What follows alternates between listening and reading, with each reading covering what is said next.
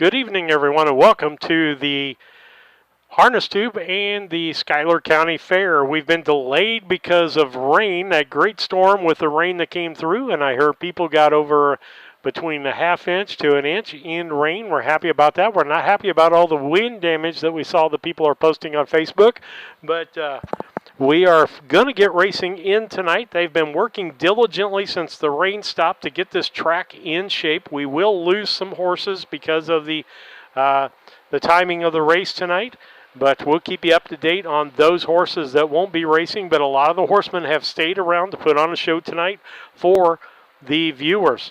And we're glad that you're on board tonight watching and listening to Harness Tube. And thank you for your support. And the track is looking good. You can see a pile of dirt on the inside where they've cut back some of that top layer, and they've been working that, stirring it up, and then packing it back down and doing what they need to do here. But you can go online at Facebook on Harness Tube and see a picture of the road grader out here doing that. As David Brink has been here all afternoon. Lisa and I took a break and went back home, got a couple of things done today, but we're sure glad that you're on board today. And we want to thank all of our sponsors. You can advertise with us, and all you need to do is contact David Brink, and you can do that several ways. Number one, on Facebook at Harness Tube. Just do Harness Tube at Facebook. You can contact him and say, hey, we want to be an advertiser. We want to advertise at one county fair, or, hey, we'd like to be an advertiser on all your county fair list. And so with that, we take a look at the list that we have. Next race coming up will be July 10th, so we've got about a 10-day break here where we'll be in Knoxville for the Knox County Fair. That's a 5 p.m. Start for that. Then we're at the Henry at the Marshall Putnam County Fair, Petersburg. We still don't have a time on that Menard County Fair. Urbana, Lincoln, Charleston. We'll be in Charleston for 3 days, and then we'll finish up with Mount Sterling for 2 days, and I know we're going to have the Labor Day auction over in Springfield at the horse show barn over there. And so we're looking forward to that. That's what we've got going on. And if you're saying, well, why weren't you at our fair? Well, then get a hold of your fair people. Get a hold of David Brink and let him know about that. You can also do harnesstube@gmail.com. That's harnesstube@gmail.com. Contact him and say, hey, we'd love to have you at our county fair. This is who you need to call, and we'll get you on the schedule for 2024. And folks, we're having people from all over the United States that have been watching this and in foreign countries. So we're really happy about that and about what's going on. We hope that you're happy with what's going on with Harness Tube. We encourage you to have watch parties, have your big TV, do some fair food, do a meal, bet on some horse races amongst yourself. Make it a friends and family gathering. Do a wine tasting and invite your friends over, drink a little wine, and pick the horses. What fun that would be there at your home, particularly on these hot summer nights when we can bring this to you. But of course, we want to encourage you as a fan to come to your local county fair and watch it in person. Support it in person. And tell the fair people we're here because we've been watching on Harness Tube and we wanted to come see it live. So we want to encourage you to do that.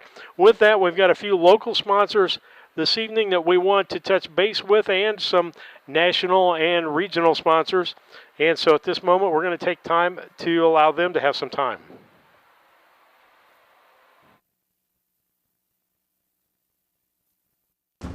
Midwest Harness Report has been a strong advocate and comprehensive source for harness racing in the Midwest and beyond for over 40 years.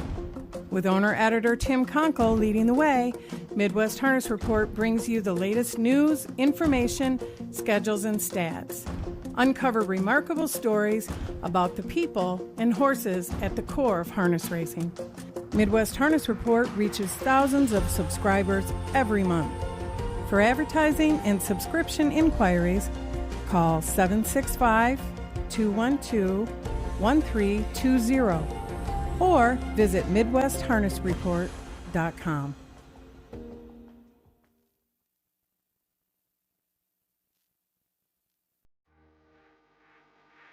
own a little and love it a lot. TheStable.ca is an award-winning fractional ownership operation. Buy as little as 1% of a racehorse and experience 100% of the thrill. TheStable.ca makes ownership easy, accessible, and affordable. Communication and customer service are at the heart of everything we do. Get started at TheStable.ca. Interested in solar for your home? Confused by the information available on the savings and tax credits available? Or if any of the options will work for you? Call Scranton Heating and Cooling at 217-773-2626 and let the Comfort Man take away the confusion and plan the best system for your home or business. They will visit your home or business, evaluate your unique situation, then Scranton's will sit down with you and discuss each option, giving personal service and planning from Scranton Heating and Cooling. Visit them on the web at comfortman.com. Owning a home can come with lots of surprises like water damage, leaky roofs, fire damage, and mold. You're not alone. Call Service Master Cleaning and Restoration today. We're a family-owned business serving Quincy, Jacksonville, Macomb, and Fulton County, Illinois.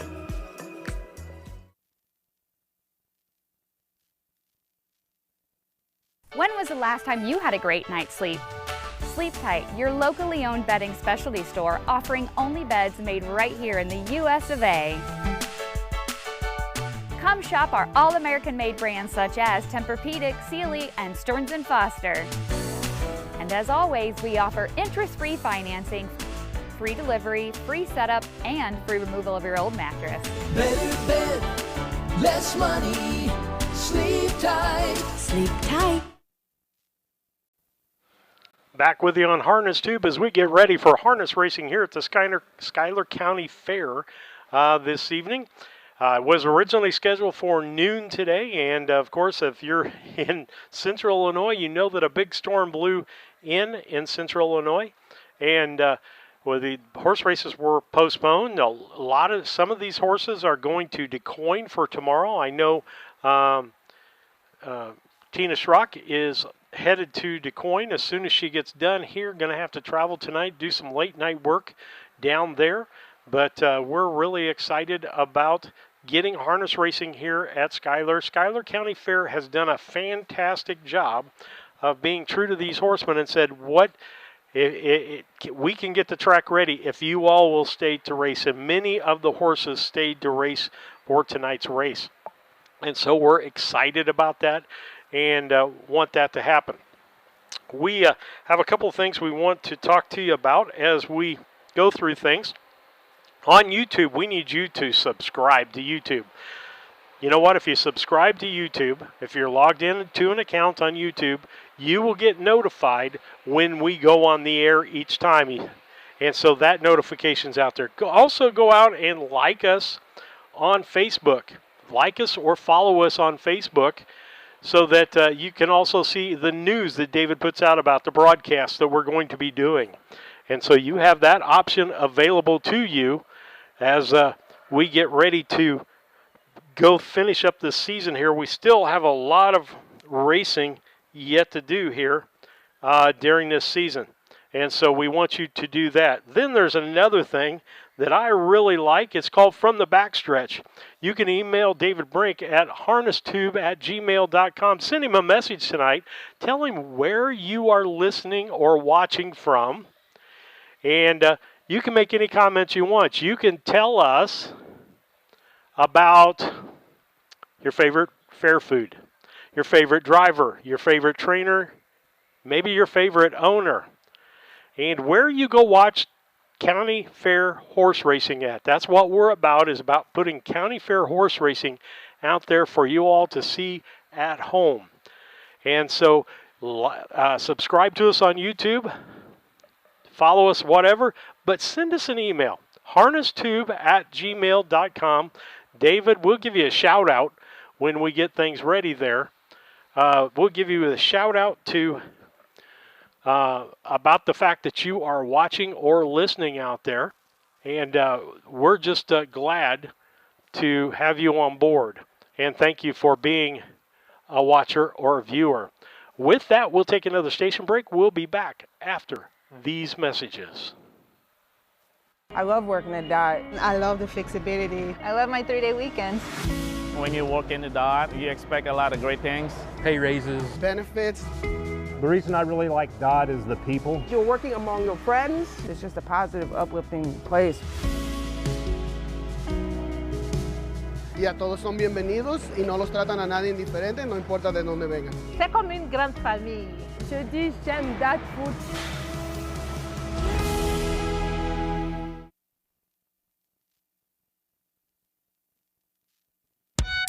Rough day at work? We all have them from time to time. But the last thing you want to worry about is coming home to your internet being out. Or even worse, waiting all day to watch the big game, only to find out it's blacked out. With Cascom, those worries are a thing of the past. Our local technicians are here to service any issues and ensure you have a worry-free experience, whether it be internet, TV, or even home phone.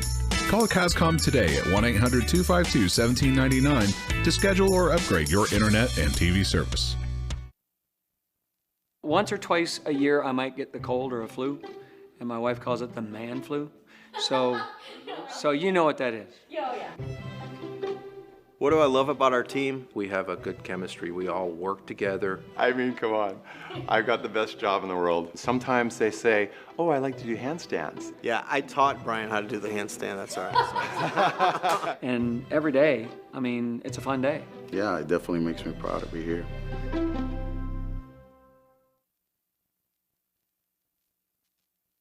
I needed to do something different. I went to DOT Transportation School. And I learned how to drive.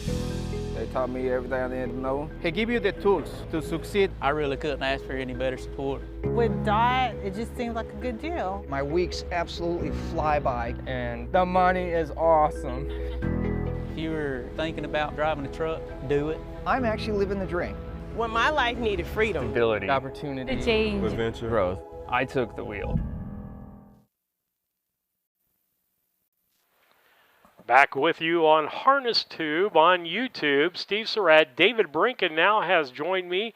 And David, let's talk a little bit. I talked about from the backstretch, people need to send you an email. Yes. harnestube@gmail.com. Tell us where they're watching from. You know, anything they want to say to us out there within reason. Any question you might have, any comment you want to make, any predictions you want to make, any drivers or trainers or horses you're cheering for. We want to. We want this to be interactive. You know, the fans are what make this what it is, and reach out, please.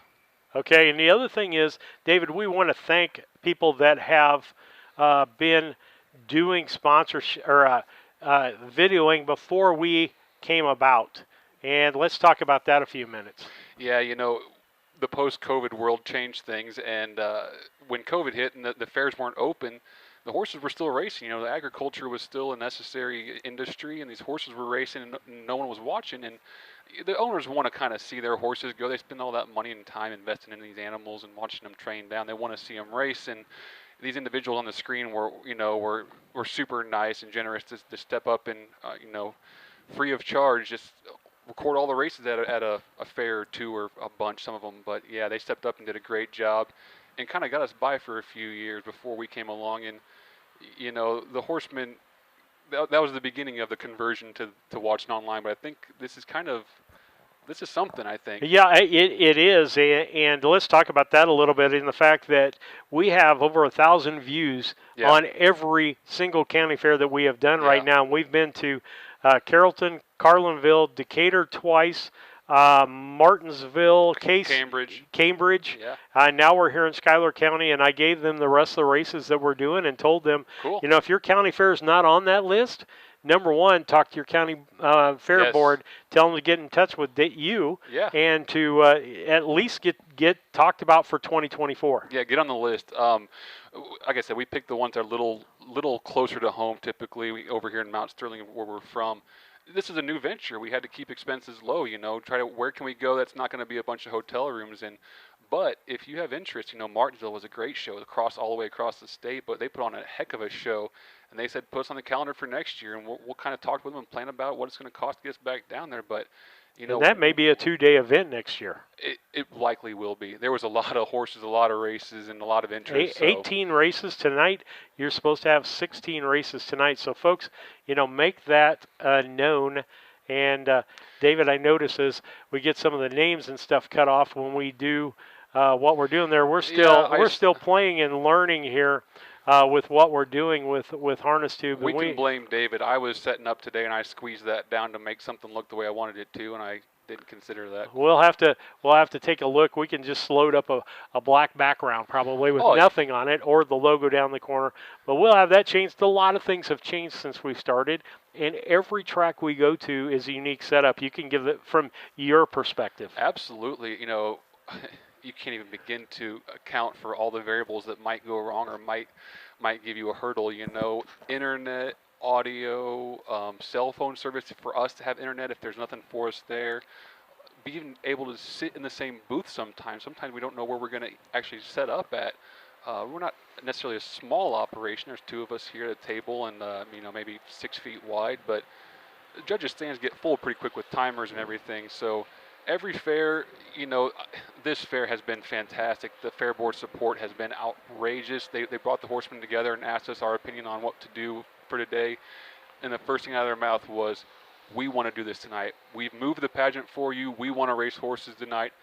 We are confident we can do something here. We'll do everything we can. Just tell us you want to go. And the horsemen said, let's do it. Let's race them. Well, and that's the great thing about this horse racing community. It is a community in that you have people from diverse directions, diverse lives, farmers, corporate businessmen that are in this. But when you go in that, I say this, when you go into that horse barn, you're all the same. Yeah, they're all the same. We're all a community. And folks, you've seen one of the things about owning a percentage. You can call David Brink and ask him what it cost to own a percentage. Him and Doug and Alan can get you set up with that also. But you can own part of a horse, folks, for a lot less than what you want. But we're not going to quote any figures here. Right, you need to call your local horseman and say, hey, I want to have an interest in a horse. How can I do that? If you have a horseman training at your local fairgrounds or somewhere near, you just start talking to them. Every horseman out there wants to help somebody. If you're asking questions, they want to answer them. And if you have interest, you know, they'll tell you the ins and outs, the ups and downs, what it might cost, you know, for someone in their area, and what's available. And you know, just open the dialogue. Well, and the great thing, I wish I could get I wish Lisa was here next to us, but there's on this back stretch, we've got one of the people from here at the Schuyler County Fair out there on the track. Because they have turned this track over, they're bringing up stuff that wasn't supposed to be on the track, and he's out there by hand and visually checking out the track. Well, let me just say, I was going to wait for this, but since we're talking about it, you know, I want to give a huge, and I can't say this enough, a huge shout out to this fair board for committing you know, their resources and time and energy to turning this track over and waiting for us and moving their pageant. That individual, I believe, is Daniel Shaw, I was told, and he was kind of the new track man. He took over for George Pollock, who was the track guy here for 50 years, you know. But George said, I trained Daniel, I trust him, and he ran that grader like a professional, and here we are, and there's going to be some dust flying by the end of the night. And on top of Daniel, I don't want to forget, he had Ryan, I think Egert was his name, Rick Boyd was out there, all those guys, you know, running every piece of equipment they had on the facility to make sure we could go tonight, you know. I want you to be sure of this, though. The guy who's in control of what's going on in this track is George. Oh, George? Well, I went to talk to the gentleman you're talking about, and he said, you need to go talk to the guy in the truck. But if you talk to George, he said he only made suggestions to them, and he left it up to them. But yeah, he's trained them well. You know, these guys, this isn't the first time they've had to peel this track.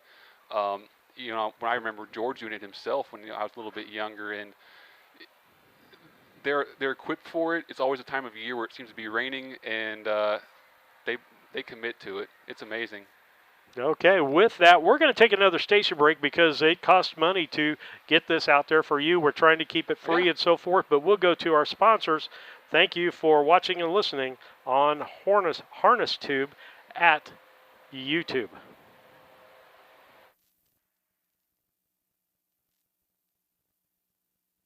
Indispensable. Maximum exposure, the best sales marketing tools. The easiest way to sell your horse for top dollar. The wave of the future. Since holding their first sale 20 years ago, OnGate.com has become harness racing's leading marketplace, with over 13,000 registered users buying and selling racehorses and bloodstock through daily online auctions. Browse listings for free and buy your next racehorse at OnGate.com.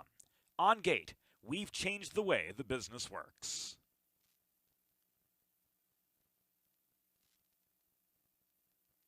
Yoder Custom Woodworking was started in 1995 by the Yoder family as a retail Amish furniture store in Sullivan, Illinois. They offer custom kitchen cabinets, granite and quartz countertops, built-in office and bathroom cabinetry, and offer a wide range of Amish furniture. Their store is located at 1117 West Jackson Street in Sullivan, Illinois, with store hours Tuesday through Friday 9 to 4:30 and Saturday 9 to 3. For more information, contact Yoder Custom Woodworking at 217-728-2166.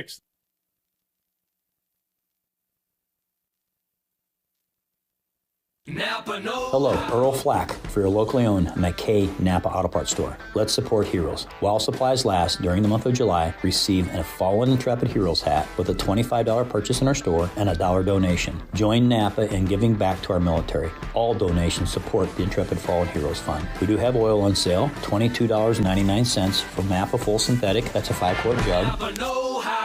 We also have Napa High Mileage oil on sale for $19.99 for a 5-quart jug. Thank you for your business.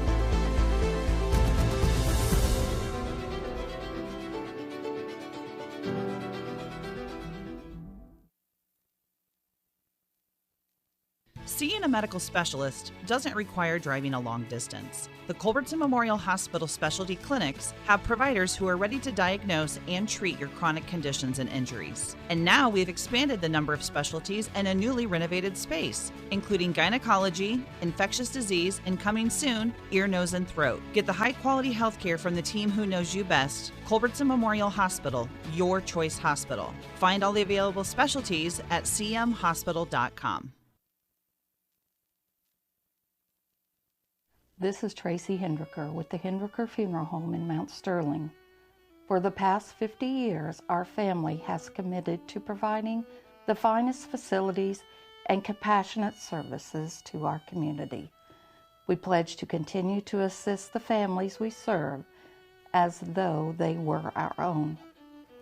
We also want to wish the best of luck to all those competing on the playing field or striving for excellence in the classroom. You all make Hornet Nation so very proud. And remember, go Hornets!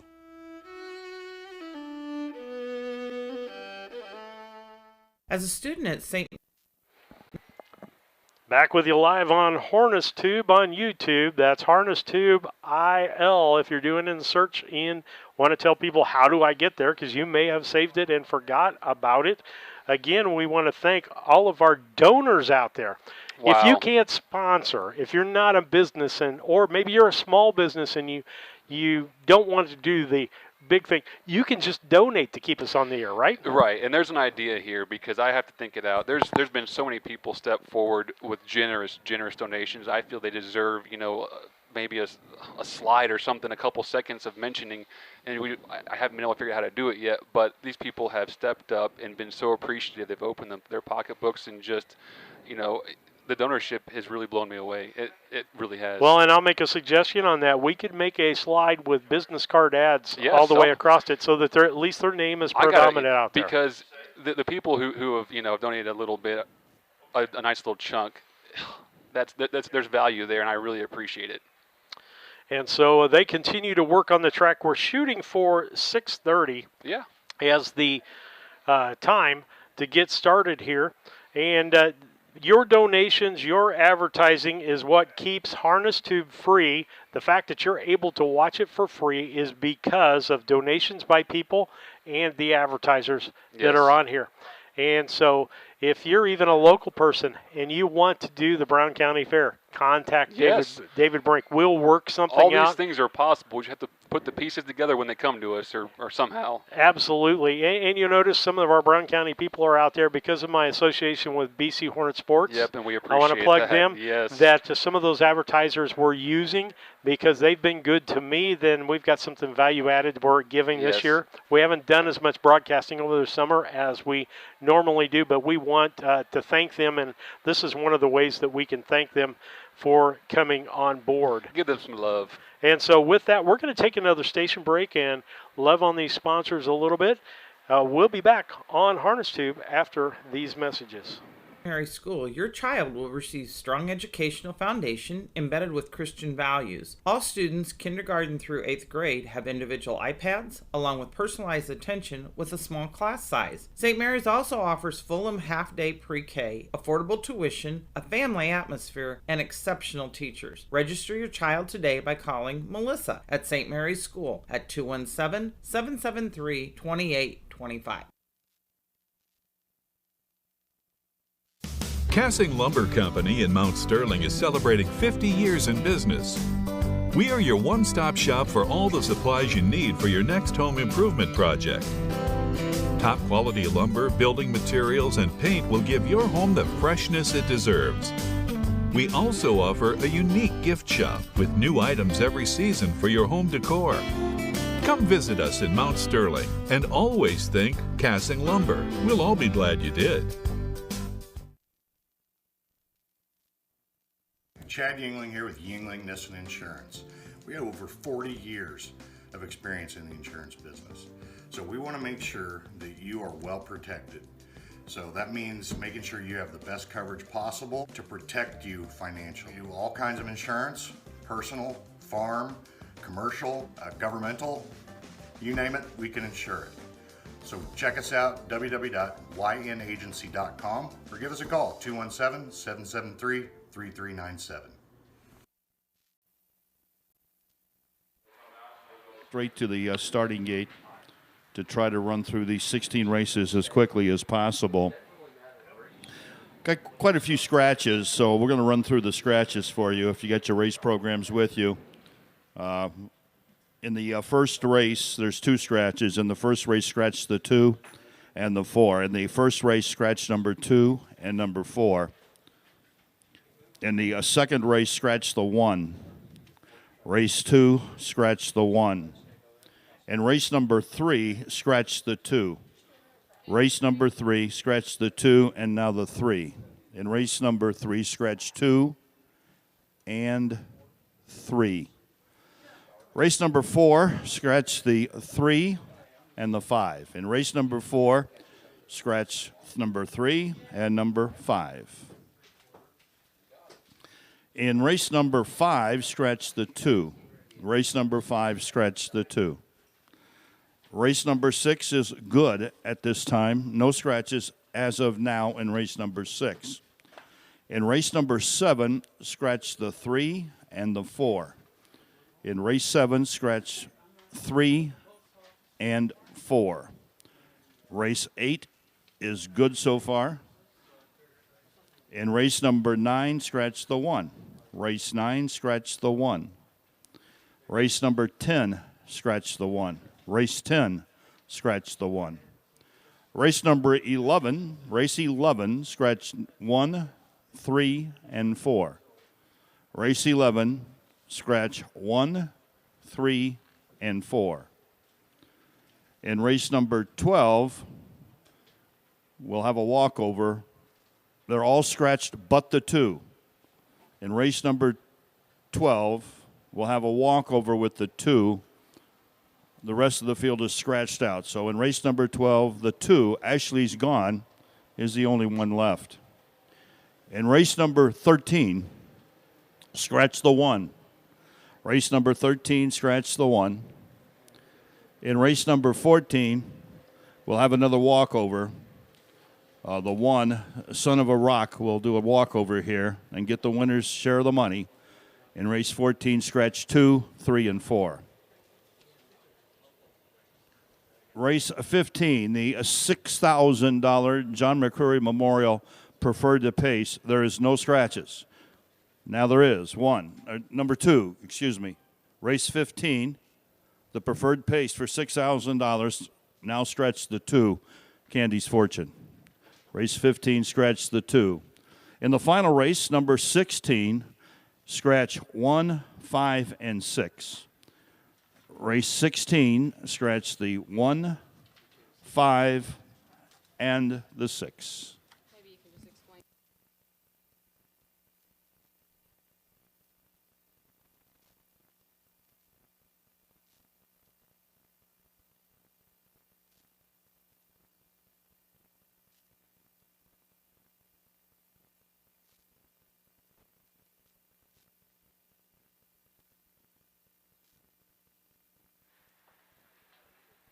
Back with you on Harness Tube. All right, in race number 13, I missed one.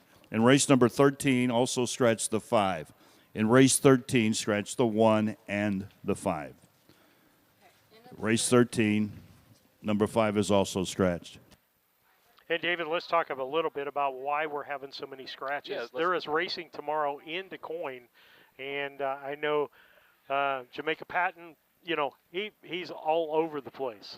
So talk about that for a few moments while I take a look at a couple of things here. Yeah, well, our scheduled post time today was noon, and these horsemen got here early at 10 o'clock or so, and there was actually some horses warming up on the track, out there getting ready to race when the storm hit.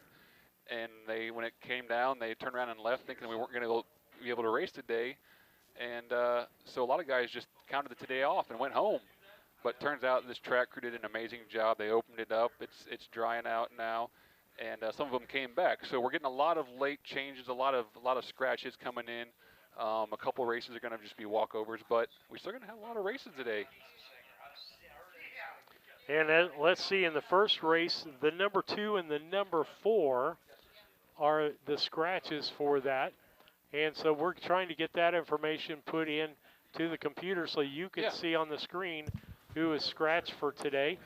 And doing so, let's see, it didn't do it. So again, thanks to a yeoman job by the Schuyler County Fair Board and the track crew under the direction of Dan Shaw and, of course, George Pollock and Andrew Goodrich and Ryan Esther and Nate Wallace and a whole bunch of good guys, Dan Shaw. Everybody did a great job, and we're going to have harness races here tonight, 16 races in all. First field is due out, and we'd ask that you stand now and face the flag here in the infield.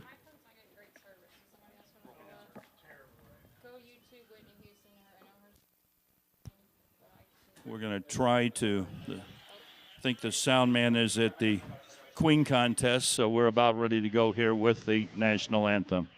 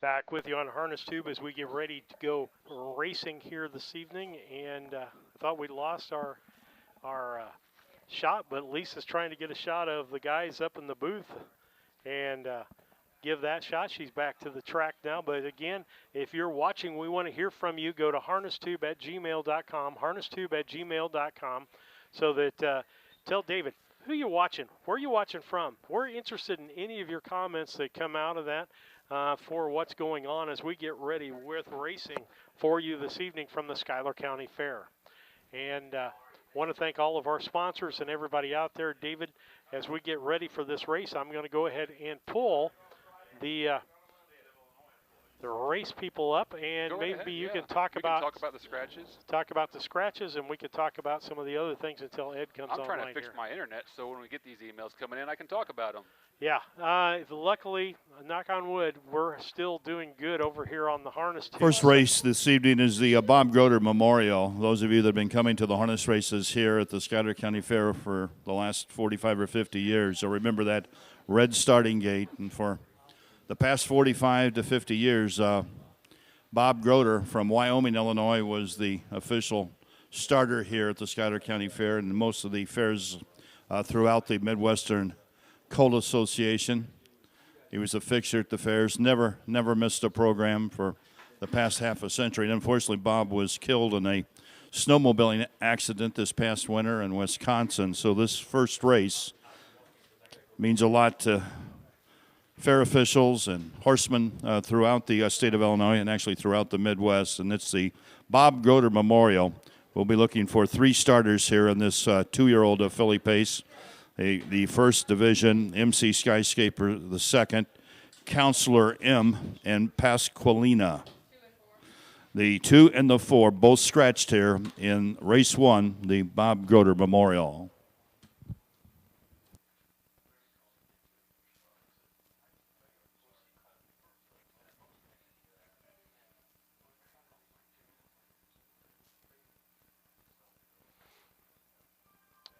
All right, David, we've got some things going on here. Any particular things you want to note here? We got a local guy, Nick Prather, in this first race. Yeah, we got a couple scratches. The people that were from, you can see the 2 horses owned by Chase Porter in DuQuoin. Boo Cabot trains down there in DuQuoin State Fair, and they're racing down there tomorrow. He had to get home and probably too far to turn around and come back. Richard Finn was driving the Rockin' Diva. I think Jerry Blunt, too, trains down there. But, a couple of these guys, Mikey Rogers, Jamaica Patton, I think they went back to Springfield, unloaded their horses, did some work probably for tomorrow, and turned around and came back to race tonight. So the commitment by these guys that it showed up to race for this money, it's really something. Yep, and an opportunity with the scratches for the purses to be bigger for the horses that are in the races. We're all well aware of that. Every horseman down there thought, well, if I stick around, I can get a bigger chunk of what's left, right? Yeah, I mean, that's the case. You got to look at that. And guess what, folks? Horse racing is about making money with your horse. And sometimes you have to make some personal sacrifices to make that happen. Well, case in point here, we have a horse in, I think, the 12th race. Ashley's Gone. My brother trains and drives, and he has been some struggling with her lately, made a couple breaks lately. Drops her in this maiden pace, thinking, okay, none of these horses have ever won a race. It might be pretty easy. Then draws a 6-horse field, thinking maybe she still is kind of tough. Well, now they all scratched, and that purse is going home with us, I think.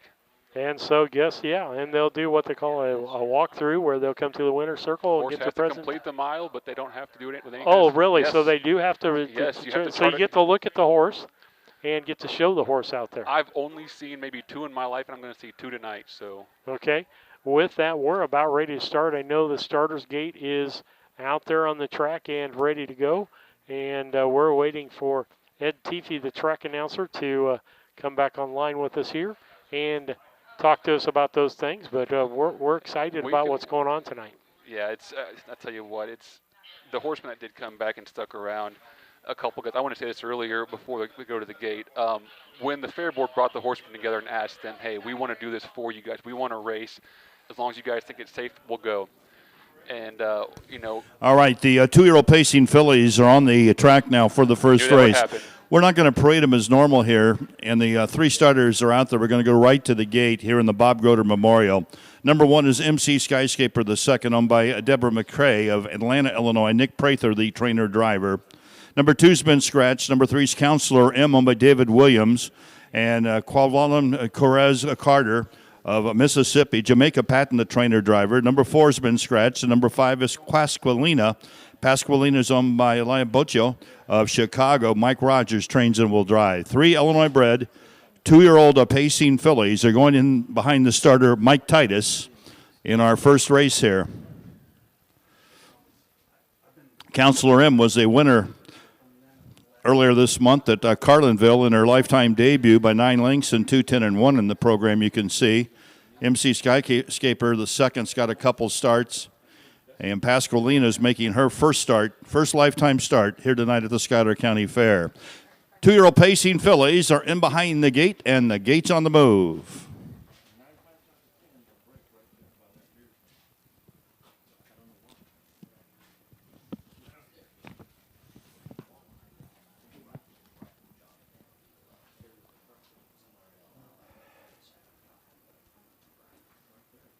$1,627 at stake here in the Midwestern Illinois Colt Association Stake for 2-year-old pacing fillies. They're at the head of the stretch. Starter Mike Titus picking up speed now.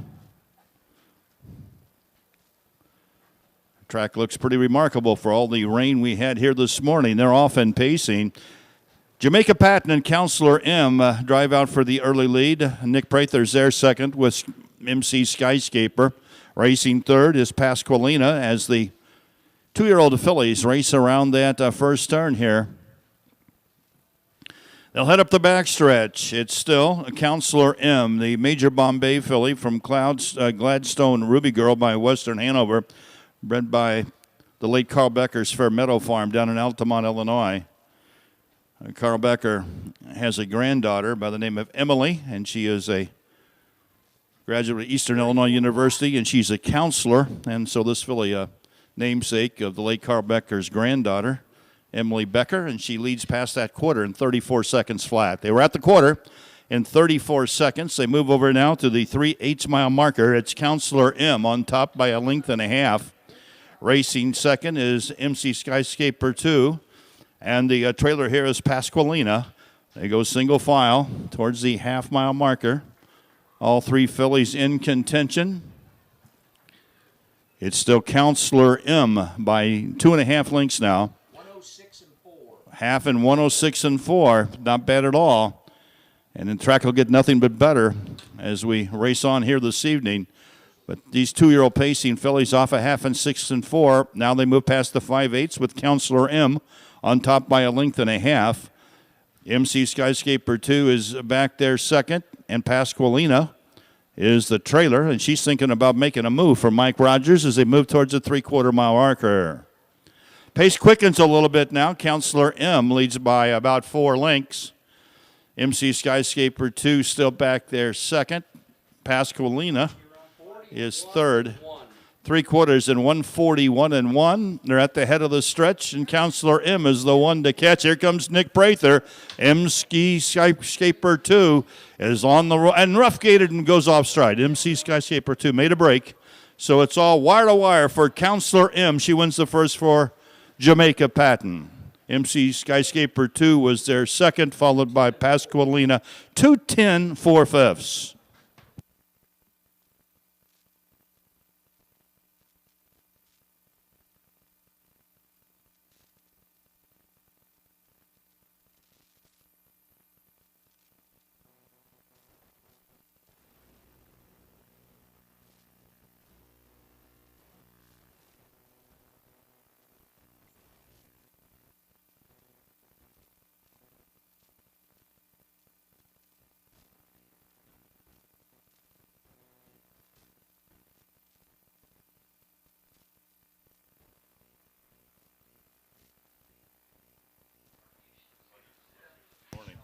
That mile was in 2:10 4/5. The last half was in 1:04. The last quarter, 29 3/5 of a second. 29 and 3 for a last quarter for these 2-year-old fillies.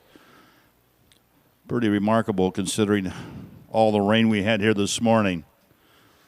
This is the Bob Groder Memorial. Counselor M's owned by David Williams of Byron, Mississippi. And the Jaquez's Carter of Clinton, Mississippi. Jamaica Patton, the trainer driver. Filly picks up her second win of the year. Only 3/5 of a second off her lifetime best down at the Macoupin County Fair in Carlinville. B.B. Groder, the wife of the late Bob Groder, was here earlier with her daughter, Brenda, but they had to leave.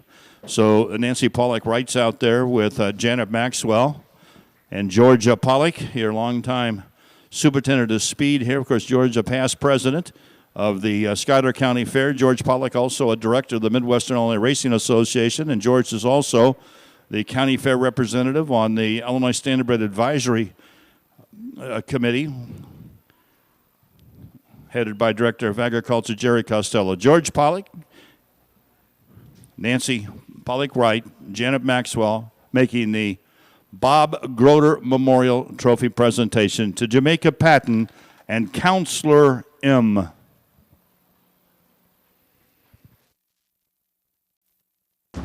Midwest Harness Report has been a strong advocate and comprehensive source for harness racing in the Midwest and beyond for over 40 years.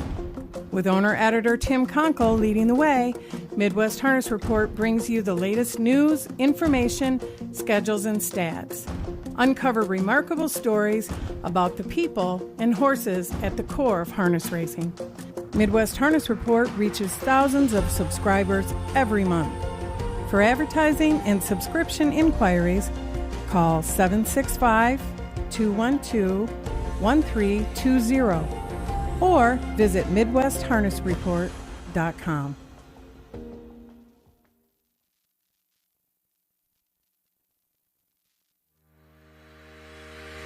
Own a little and love it a lot. TheStable.ca is an award-winning fractional ownership operation. Buy as little as 1% of a racehorse and experience 100% of the thrill.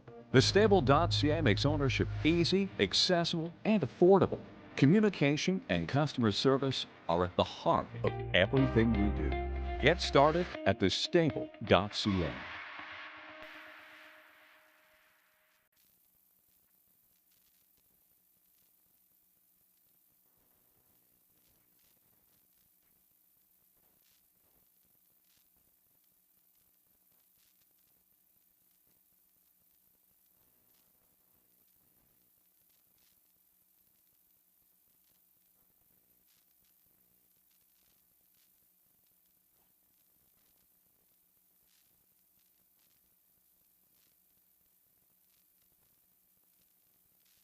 Hang on, David.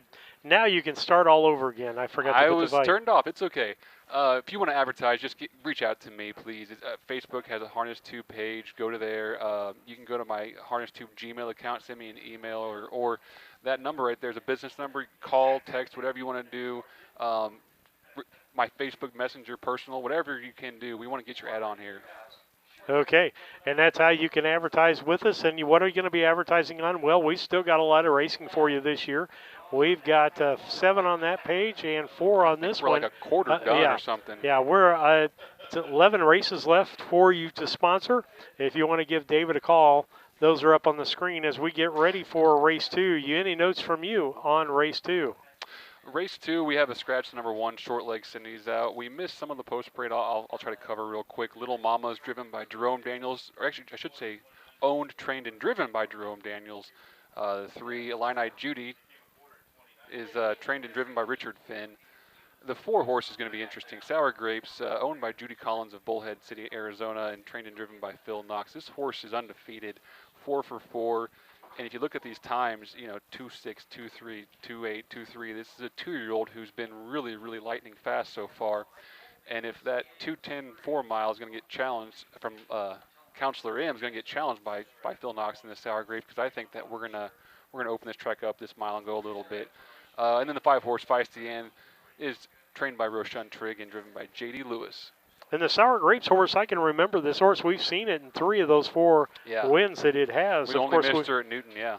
And so that is exciting for me. And what a great story, that Judy Collins, the owner, was a COVID nurse out in Arizona and then started traveling when COVID hit and took contracts and was in the ER and the ICUs and, in the front line stuff. She grew up around the horses a little bit, but she's never been in the horse community. She bought one. It happened to be a really good one last year, and now she's had a couple, and she's having the ride of her life. I love teasing her. She's nervous at all these races. She can't watch the race. She wants to watch our replays because she's too nervous when they go live. but she's having a good time, and Phil Knox is always grinning ear to ear, you know. And yeah, shout out to those guys for watching. And then again in this race, 4 races with 1 scratch. Short leg Cindy is not in this race, a Jamaica patent horse. While he came back, he didn't bring all of the horses No, back. not all of them came back, and there could be a reason if a horse isn't quite perfectly sound. You don't want to risk it over maybe an off track or something like that. But I did make a note here before we go to the gate. I want to mention this.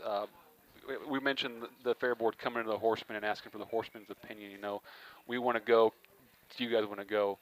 And the horseman kind of looked at 2 guys, Kevin Miller and Roshan Trigg, have the majority of the horses in today, and they said, hey, if you guys go or stay, it's going to make the card, so what do you guys think? And Roshan Trigg, the trainer of the 5 horse, if anybody knows Roshan, he is a soft-spoken guy. To get anything out of him is kind of like pulling teeth, but he's kind of opened up to me lately, and he said, man, if a fair board wants to race us that bad, how many fair boards don't want to race horses anymore? And these people want to put on this show. We better stay here and do it for them. And Well, I said, hey, that's huge. Let's face it, it'd been easier. No, we got the fair pageant, you know, tonight, and we They don't could've have a taken their rain date. time They and set could, up, you know, sent us all and home. we don't have to do anything really to the track, or we've got to do very little to the But track. they worked their butts off, and Roshan, tip of his hat to Roshan. You know, he was a great ambassador on behalf of the horsemen, saying, hey, these people are taking care of us. Let's take care of them. Yep, and that's how sport grows. That's how things like this grow, is everybody working together to accomplish the goal. All right, we got out there. the second division fillies, the 2-year-old filly Pacers, second division, race sponsored by the Schuyler County Fair. Gentlemen, you're all out. So gather there on the turn and go to the starting gate. No post parades, but the fillies are out. The 4 fillies are out. Remember, the 1 has been scratched. 1 scratch, 2 is Little Mama. Owned by Jerome Daniels of Springfield. Jerome is the trainer-driver. 3 is Illini Judy, owned by Walk on Water Racing of Beecher and Jesse Judy of Potomac.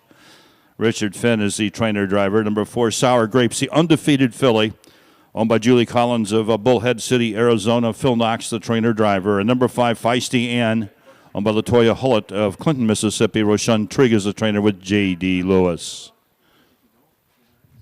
Well, we got a moment here. We want to thank Lisa Surratt, who does a lot of our camera work. David goes to Speller I can't thank her sometimes. enough. She stepped up to the plate and knocked it out of the park. You know, she came in from left field, didn't know what she was. You know, a horse from the. You know, this is a whole new idea of how to watch this sport when you're doing it through the lens of a camera, and she's giddy about it now. She brings ideas to me. She likes it. She's thinking, and you know, it's always fun to watch to see her kind of get into it. And most everything we do is either nighttime football or basketball inside. This is other a than different some beast. And it's different. We've talked about every track is different. Lisa has been in the stands most of the time, and you can Poor see some Lisa. polls tonight. That storm came today, and she was not. We were covered in this little booth, and she was exposed to it and took shelter real quick. And she's had to set up her equipment twice today. Yes, and we're so far away, we can't get across the track in time to help her. When it came, she tore down and booked it, and she all set back up. Yeah, huge thanks to Lisa. So I want to thank her. And those people that know me, I'm not much if she's not around. She is the rock that holds everything together. As I tell people, I definitely married up. And so we're just thankful for her being online. Right, We're 2-year-old thankful- pacing fillies here in the second division are headed to the gate. The 1's been scratched. We got Little Mama and Jerome Daniels. Illini Judy, Richard Finn. Sour Grapes, the undefeated filly for Phil Knox. And on the outside, a Feisty Ann with J.D. Lewis.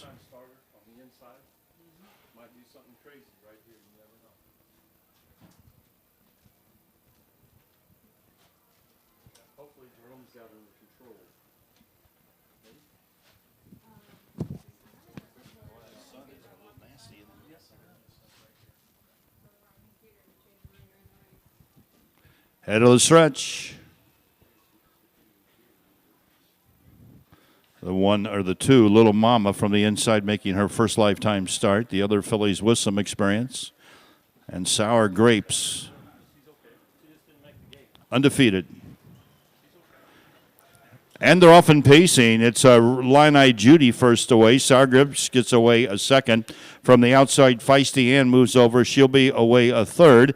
And Little Mama is fourth, now third, as they race around the first turn.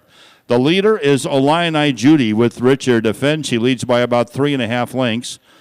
Phil Knox sits there coolly with the undefeated Sour Grapes right there second. Racing third is the first-time starter Little Mama, and racing fourth up the backstretch is Feisty Ann. 4 Illinois-bred fillies here in the second race, again for a purse of $1,627 at the first quarter in 33 and 1/5 of a second. Past the quarter in 33 and 1. It's Illini Judy. This filly has a pair of seconds already this summer. Has a mile in 2:04 and 3, which she paced at Newton in her last start. Looking for her first win here, and she leads by 3 parts of a length. But here comes Sour Grapes. The little Sour Grapes, very small filly, but she's on the move on the outside. She's never been beat, and she's challenging the leader. It's Illini Judy on the inside. Illini Judy's picked up the pace now, and Phil Knox is thinking about dropping back over the rail, and he does off the half in 1:05, 4/5 of a second. It's still Illini Judy, 3 parts of a length. Here comes Sour Grapes again. Now she's only a neck back, bearing in a little bit as they move past the 5/8 and head up the backstretch. Illini Judy on the inside, Sour Grapes on the outside, and there goes Sour Grapes. Sour Grapes now by a neck, a half a length, 3 parts of a length. Sour Grapes going for 5 in a row. She leads by a length and a quarter. Illini Judy's back there second.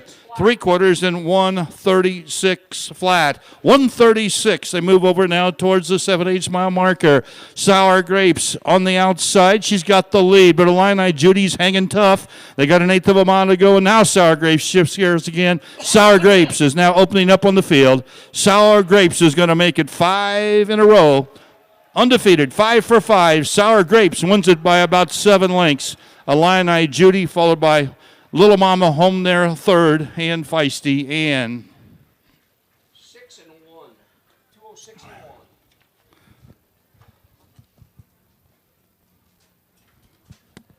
1. 2:06, 1/5 of a second. If you'd been here this morning, you would have never dreamed that the second race tonight would have went in 2:06 and 1/5 of a second. A 2-year-old pacing filly, 2:06, 1/5.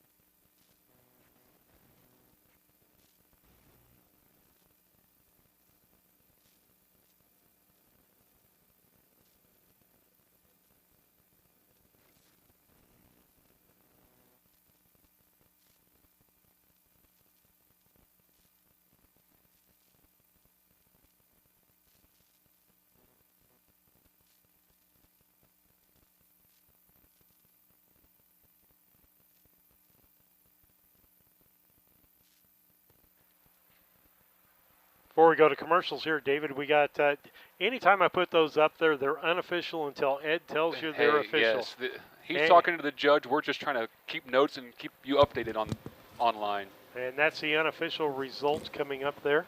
And so just wanted to let you know that, what's going on. Wow, what a mile. I mean, look at this, 2, 6, and 1. Sour Grapes is a 2-year-old daughter from the second crop of the Cam's Card Shark Stallion Revenge Shark, who stands over at the University of Illinois from a Sportsmaster mare in Fox Valley, Tyra. Sour Grapes was bred by the late Carl Becker's Fair Meadow Farm. Filly sold for $7,000 last year at the Illini Classic sale on Labor Day at the Illinois State Fairgrounds. She's worth a whole lot more than that now because this filly has started at 5 different county fairs this summer, and she's won very easily at all 5 of those fairs. The mile here was in 6 and 1 with the last half in 1 minute and 2/5 of a second. 1 minute, 2/5 of a second last half with the last quarter in 30 and a 5th. Phil Knox and Julie Collins, who's also here from Arizona, coming up here to get their trophy. Last year they campaigned the good Some Star Somewhere filly Fox Valley Kia, who was voted the champion Illinois 2-year-old pacing filly of the year last year. She made over $100,000 at 2, and this filly is following in the footsteps of their superstar last year, Fox Valley Kia. Here, folks, is the undefeated 5 for 5 Sour Grapes. Sour Grapes, owned by Julie Collins of Bullhead City, Arizona. Trained and driven over there at the State Fairgrounds by Phil Knox. They win the second division of the Midwest 2-year-old filly pace. Trophy by the Schuyler County Fair. Julie Collins there all the way from Arizona to join driver trainer Phil Knox. This filly will be one of the favorites at the Illinois State Fairs in Springfield and Du Quoin. And later they go on to the United Champions where she'll race for over $100,000. She looks to be a good one. Sour Grapes wins the second here.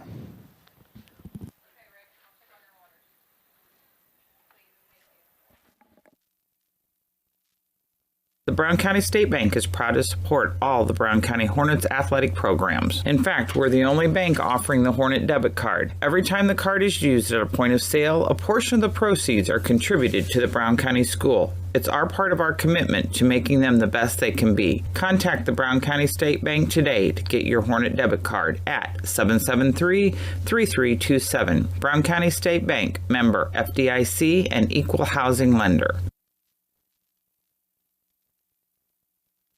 Main Street Repair and Terry Ham have the reputation of being the best at front-end alignments in the area. With 20 years of experience, Terry is the person that customers and auto repair professionals refer their friends and customers to. But alignments are not the only thing that they do at the Main Street Repair. They repair steering and suspension issues, install leveling and lift kits, repair and replace brakes and tires, do oil changes, as well as minor engine and miscellaneous repairs. Main Street Repair at 216 West Main Street in Mount Sterling. Call for your appointment today at 217-773-3848. Once again, that's 217-773-3848.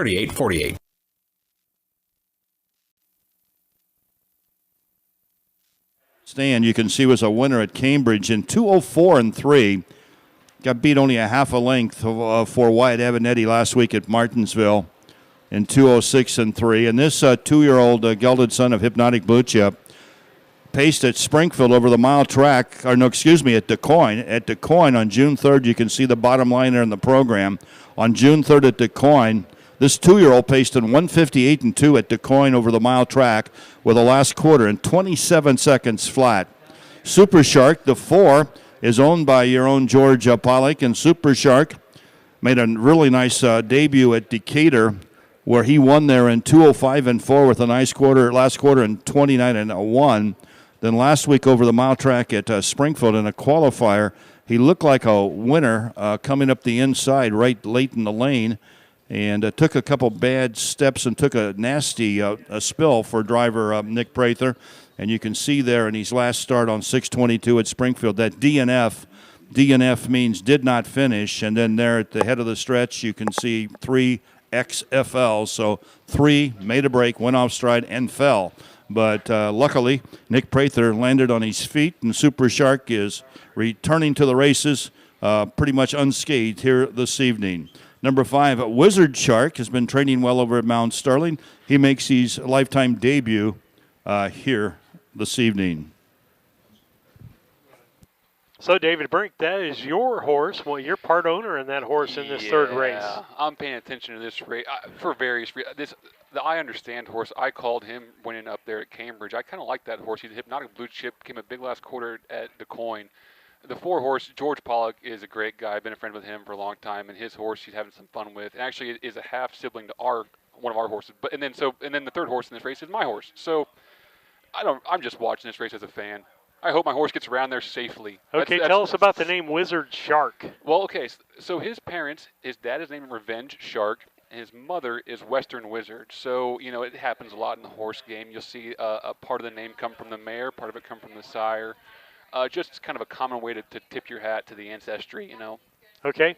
The other thing we want to talk about to people is you need to go onto YouTube and subscribe. Folks, if you go to YouTube and you subscribe, you will get notification each and every time that we go on the air with harness racing. The 11 races or so we've got left for this season, you will get notified when we go on the air. So do that. Go to our Facebook page and follow us or like us on our Facebook page, but subscribe to that YouTube page. And then next of all, we've got something we call the backstretch. Yes. Go to the backstretch and send David an email at harnestube@gmail.com. This is one of my big ones. We're trying to get all 50 states, and we've already got Canada, and did you say Brazil? We've had Brazil, Venezuela, the UK, Canada. Montana, Pennsylvania, Mississippi, New York. Pennsylvania had a watch party, which is We've what had a we're telling couple, people to have. yeah. Have a watch party at your house. Bet on the races. Have some fun with friends. Open up some wine. Do whatever your friends like to do. Put it on the big screen. But enjoy the races, and we give you time to talk. You don't have to listen to us the whole time. You can ignore us. But, put the races on. Well, I got a few horses warming up. When you got a 16 race program, standardbreds warm up. You go out and go a couple, 3 miles, an hour or so before you race to loosen them up. And so there's several horses out there warming up. We do have our starters, though, for the third race in the Harold and Marjorie Boyd Memorial. They're all out, and so when the horses get off the racetrack from warming up, they will be going to the starting gate. The one is, I understand, owned by Kevin Miller of Arthur, Illinois. Kevin is the trainer with Wyatt Avanetti. 2 has been scratched. Number 3's been scratched. Number 4 is Super Shark, owned by George Pollock of Rushville. Nick Prather, the trainer and driver. And number 5, Wizard Shark, owned by Doug Bowen, David Brink, Troy Market, all of Mount Sterling. Doug Bowen is the trainer driver.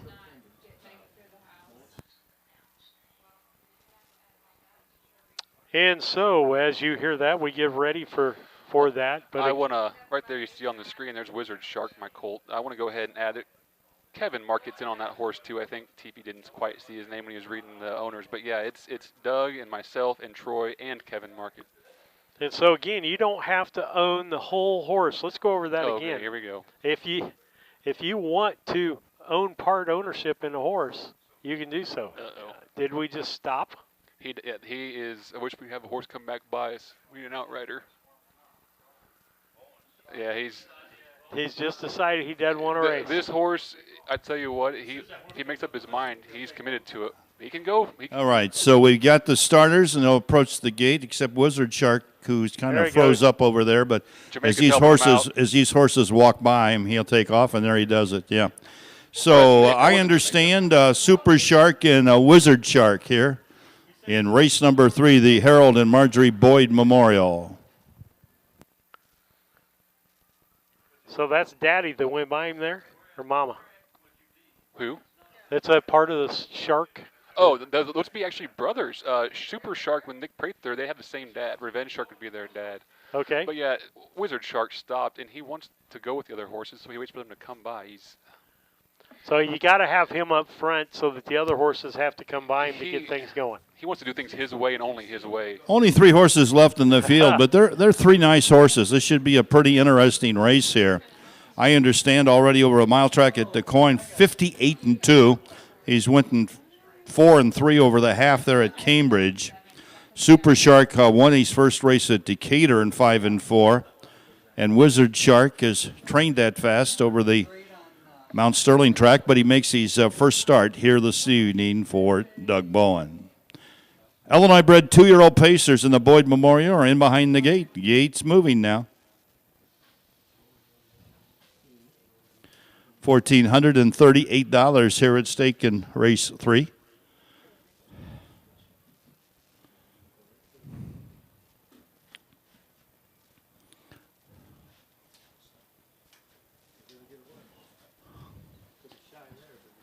Here they come. They're off and pacing. A good start for the 2-year-olds. I understand dries out on the inside. Super Shark will get away second. Wizard Shark is right there third as they race around that first turn. Wyatt Avanetti, one of the young stars, one of the young driving stars in the Midwest. He's a regular at Hawthorne Park in Chicago. He's been very successful this spring at Oak Grove in Kentucky.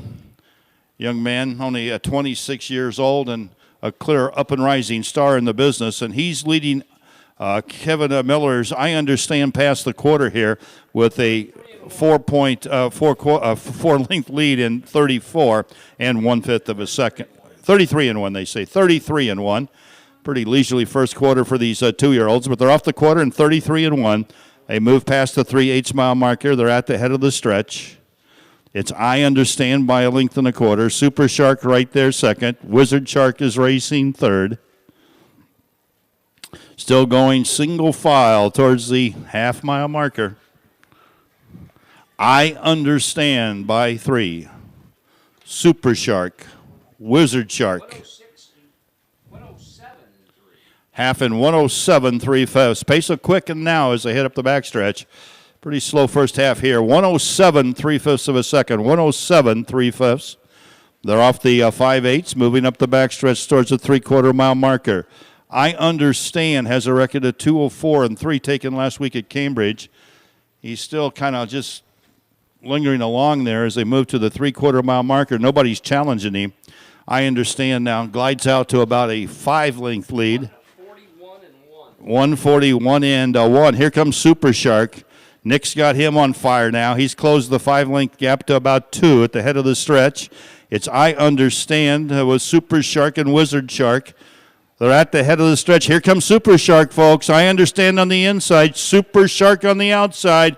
I Understand looks comfortable. I Understand Wyatt Avenetti by 2. Super Shark was there second, 10 back to Wizard Shark in 2:09 4/5.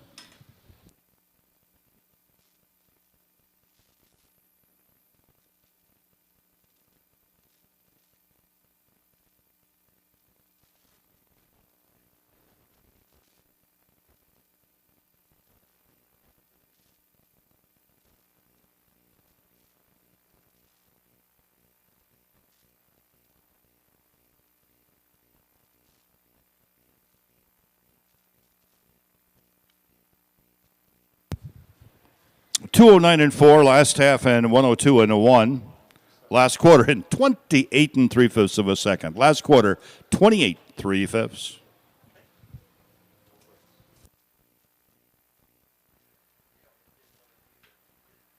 David, till they come back on, third place finish, but stayed with the pack and did for the first time out. Great race. As a veteran horseman, my fingers were crossed to get out of the gate clean and to make 2 clean laps. Doug's still on the bike when we finish, and we did that, so that's a win for me. This horse was so green, folks. We had to quit with him last fall, a month before everybody else, so he doesn't have the experience as our other horses, let alone some of the other horses in the race. So I'm happy with that. Nick's horse raced well, was right there in the photo. It's kind of hard when those races get those fractions like that. It's kind of hard to sprint home and make a race out of it because your position's already set. You know, that's a big last quarter for 2-year-old colt pacers this early in the year, especially on what you might call an off track. It's great now, but that was off. And, they just kind of walked to the half. It wasn't much of a race that no one kind of challenged. So it's hard to race home like that when they get the way they want, up front. This race is the Harold and Marjorie Boyd Memorial. The late Harold and Marjorie Boyd, big supporters of everything Schuyler County. Love the Schuyler County Fair. They've been race sponsors here for many, many years. The Harold Marjorie Boyd Memorial Trophy is going to go to I Understand here in this first division. 2-year-old gelded son of Hypnotic Blue Chip from the Go By Girl by Feelin' Frisky, bred by Kyle Houston and Amy Houston of Florida. Owned by Kevin Miller of Arthur, trained by Kevin Miller, and Rick Boyd down there making the Harold and Marjorie Boyd Memorial Trophy presentation to the Kevin Miller owned and trained Wyatt Nevy Dritten, I Understand.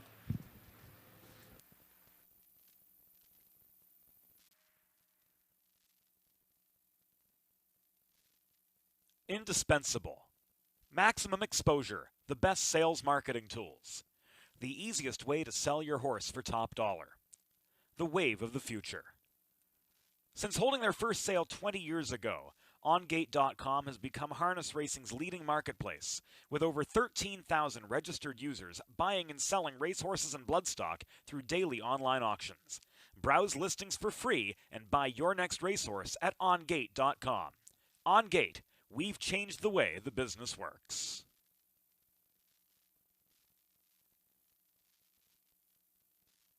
Yoder Custom Woodworking was started in 1995 by the Yoder family as a retail Amish furniture store in Sullivan, Illinois. They offer custom kitchen cabinets, granite and quartz countertops, built-in office and bathroom cabinetry, and offer a wide range of Amish furniture. Their store is located at 1117 West Jackson Street in Sullivan, Illinois, with store hours Tuesday through Friday 9 to 4:30 and Saturday 9 to 3. For more information, contact Yoder Custom Woodworking at 217-728-2166. Are we back? Yep. We're back on Harness Tube then. Couple of things. At the heels of that last race, being up here in the broadcast booth, watching my own horse race is kind of a different experience, but it's not one that's new to me. Beautiful night here at the Schuyler County Fair. Talent contest, Little Miss and Mr. Pageant, the Queen contest, all going on tonight. Tomorrow we have the tractor pull in front of the grandstand at 6:30. Big tractor pull here, 6:30 tomorrow. The kiddie tractor pull qualifying in the entertainment pavilion starts at 6 o'clock tomorrow evening. Kiddie tractor pull qualifying elimination tomorrow at 6 o'clock in the entertainment pavilion, with the big tractor pull at 6:30. Man in the entertainment pavilion off the wall tomorrow night. On Saturday, you've got the country music show. Jackson Dean is the opening act for Ernest here at 9 o'clock on Saturday night. And the Feudin Hillbillies will be in the entertainment pavilion on Saturday night. Microcross practice starts at 5:30 on Sunday. The kiddie tractor pull finals are at 6 o'clock on Sunday, with the motocross event at 7:30 on July 2nd, Sunday, here at the Schuyler County Fair. Big rodeo's Monday on July 3rd at 7 o'clock, and the Silver Lake Band will be in the entertainment pavilion Monday night. On Tuesday, the final day of the fair, we'll have a mudsling at 1 o'clock, a demo derby at 6:30, and fireworks on the 4th, on Tuesday the 4th, fireworks at 9:30, which will conclude the 2023 Schuyler County Fair. So a big week of activities in store for you here in Rushville this week. Okay, David, you were talking earlier. Yeah, I was just to finish that story. It's, the last time I was in Rushville and I was announcing races, Ed Teefy let me announce some races about 18 years ago in 2005 when I was just out of high school. And I had a filly that year, a 2-year-old filly named Faith Ann. I got to announce her race. It was another 4-horse smaller field, so Ed gave me the microphone. But that time she won. So I went down, got my winner circle picture taken. It was a pretty proud day. We had 2 wins that day. This time, I'm still happy with Sharky. He did all right. Okay, we've talked a lot about horses, and I look at this from what I call the amateur status. Please do. There are different horses you can buy. Number one, you can buy a horse that's, what do you call it? The newer, freshly born, and a year old. Yearlings, yeah. Yearlings. You can buy a yearling. But that horse isn't going to race for probably a year. Correct. They can't race till they're 2. So you buy them in the fall as a yearling, and you've got to break them in that fall. You got to train them down the next spring before they even see their first starting gate, So, and that's if everything goes perfect. So, it could be a 1.5-year commitment sometimes when you're buying these babies. It's so, to your point, another option would be you can go up to some of these pari-mutuel tracks, have claiming races, and the claiming race is just a race, and every horse in that race has a price tag. So if you want to buy a $10,000 horse, you can go scan the $10,000 claimer and pick one out you like, write your check, and bring it home and put it back in the same race next week. Okay. All right. The other thing is there's the experienced horses that you can purchase, and those are a separate auction, correct? There is some mixed sales that, nowadays on Gate, one of our sponsors, our ads, that thing blew up and has taken over the industry. There was some horse trading done on Facebook before. There was some mixed sales for aged horses in the past, but OnGate's been huge. But most horsemen either buying babies at yearling or buying horses off racetracks, claiming a horse or buying a horse out of somebody's barn that they've been watching, something like that. But yeah, if you have any interest in the horses or anything at all, just ask any horseman, and they're happy to talk to you. Yeah, but as you can see, all I have to do is ask David a And I question, just can't they stop talking. They love talking about it. And the Wizard Shark was a yearling, correct? Yeah, and he's interesting. I said we had to quit with him early. He had some sort of like virus or something right before we bought him at the sale, and he was over it, but he had some scarring or something in his lungs and had some tissue that wasn't quite. He showed up on a scan, and so we had to quit with him a month early, and he didn't get that really crucial breaking time. Actually, he probably learned bad habits in that time because he wasn't getting the right exercise and the right routine. He couldn't, he just couldn't take the exercise. But this year he's coming down. His lungs are strong. They grow up. Well, I tell you what, if you're not having problems with the smoke that we've been having, Exactly. with training, and Exactly. there have been horses that have had problems. Let's touch on that real quick with this Canadian fire smoke that's come down. Folks, we got a clear day today because the wind started coming out of the south and pushing that back up in Canada where it belongs.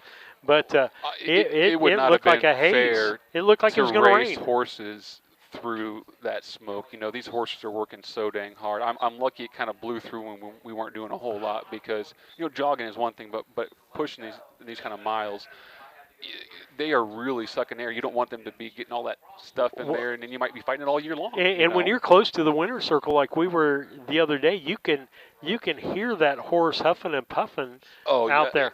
Now, here's my next question. What's it like, because you're a driver also.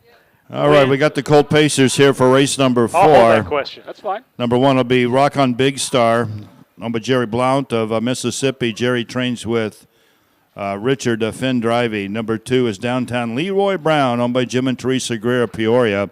Nick Prather, the trainer driver. Number 3's been scratched. Number 4 is Jody's Big Boy, owned by Jody Bennett of Atwater and Wayne Decker of Carlinville. Roshan Trigg trains with J.D. Lewis, and the 5 has been scratched. So 3 Pacers about to go postward here in the second division for 2-year-old Colton Gelding Pacers in the Harold and Marjorie Boyd Memorial. Jody's Big Boy we saw down in Carlinville. He got a first in Carlinville. And Jody was jumping for joy. And my thing, go back to my question again. One Rock on Big Star was a winner you can see at Newton in 2:07.1.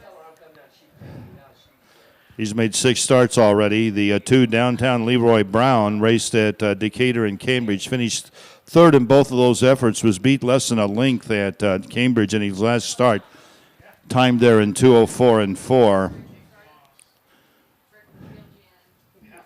Downtown Leroy Brown, trained and driven by Rushville's Nick Prather, is owned by Jim and Teresa Greer of Peoria. Jim Greer is the son of the late Francis Snoz Greer that a lot of you remember.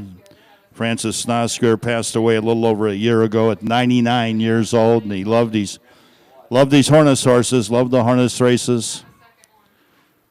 A Rushville native, the late coach Bob Wixom gave him the name Snoz when he broke his nose playing football sometime back in the 30s. At least what Snoz told me.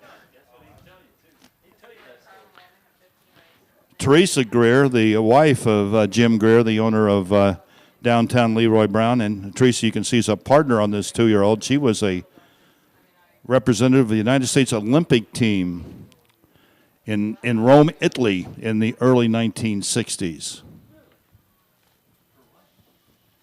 Gymnastics. Jody's Big Boy, owned by Jody Bennett and Wayne Decker. They're the daughter and a son of Bob and Marge Decker, who have raced here at the Schuyler County Fair for over 60 years. I know that to be a fact because I remember them 60 years ago. So Bob and Marge Greer, Decker, Bob and Marge Decker, the parents of Jody and Wayne Decker. They're telling me up here that the 60 years is starting to show. All right. 3-year-old Pacers in race number 4, Rockin' Big Star, Richard Finn. Downtown Leroy Brown, Nick Prather, and Jody's Big Boy with J.D. Lewis.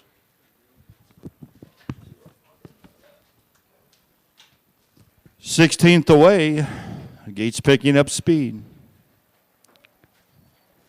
Here they come. Good start. Downtown Leroy Brown and Nick Prather first away. Rock on Big Stars second, and Jody's Big Boys racing their third. as they go single file into the first turn. Downtown, Leroy Brown. 2 starts. He's been third in both of those efforts. His 2-year-old son of Ashley's Big Guy leads him up the backstretch, leads by a length and a half. Rock on Big Star, Richard Finner right there second, racing third. Jody's Big Boy. They go past that quarter-mile marker. 33 flat. And 33 seconds flat. 33 seconds flat. Downtown, Leroy Brown. He leads by 2. Rock on Big Star, the Sagebrush gelding, is there second. In contention here, third, is Jody's Big Boy. Off the 3/8, they're moving towards that half-mile marker. And now Jody's Big Boy from the back is moving up on the outside. They move past the half, over towards the 5/8. Half and 106 and 4, 106 and 4. It's Downtown, Leroy Brown. He looks real comfortable on top now by about 2.5. Rock on Big Star still right there second with Jody's Big Boy, only a length and a half off the leader. 3 horses, 3 in contention as they move up the backstretch towards the 3/4 mile marker. Downtown, Leroy Brown looking for win number 1 in his young career. He leads by a length with Jody's Big Boy on the outside second, and Rock on Big Star is racing third, 3/4 in 137 and 4/5 of a second, 137 and 4. It's still Downtown Leroy Brown, but now Rock on Big Star's coming at him. Downtown Leroy Brown, rocking Big Star on the outside, rocking Big Star downtown Leroy Brown. Unofficial, looked to me like he won it by a long nose. Rock on Big Star looked to be second. And Jody's Big Boy, 2:07, 1/5 of a second.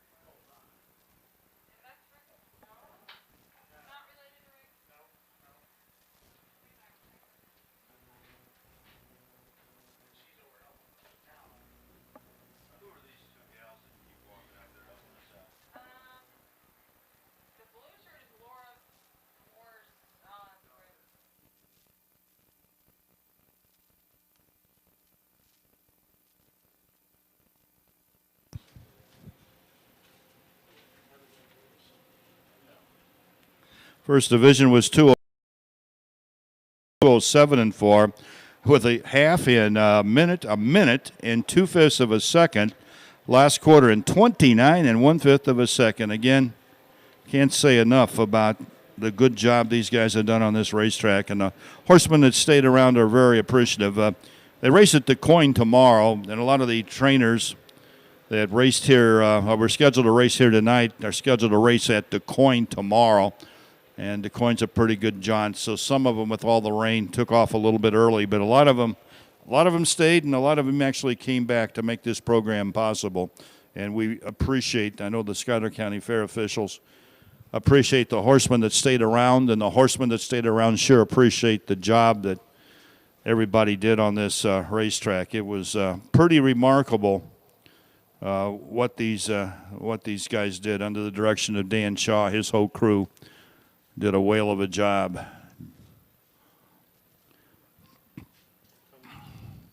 So here comes the Prathers from Peoria. Jim, as I said, the son of the late Francis Snosgreer and his wife Teresa.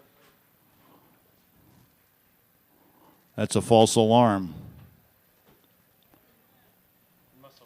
That's not them. Well, anyway, Downtown Leroy Brown is an Ashley's Big Guy from Philly Wellness by Well Said. Another purchase at the Illini Classic sale was bred by Demario Brown in Mississippi. Trained and driven by Nick Prather. He wins here in 2:07 and 1. Connor's down there with Missy and And Nick, who's got a large public stable over at the Illinois State Fairgrounds and does an excellent job, has a nice bunch of 2- and 3-year-olds this year. Nick and Missy do with Cole and Connor. Let's give them a big hand, folks. The Prathers and downtown Leroy Brown.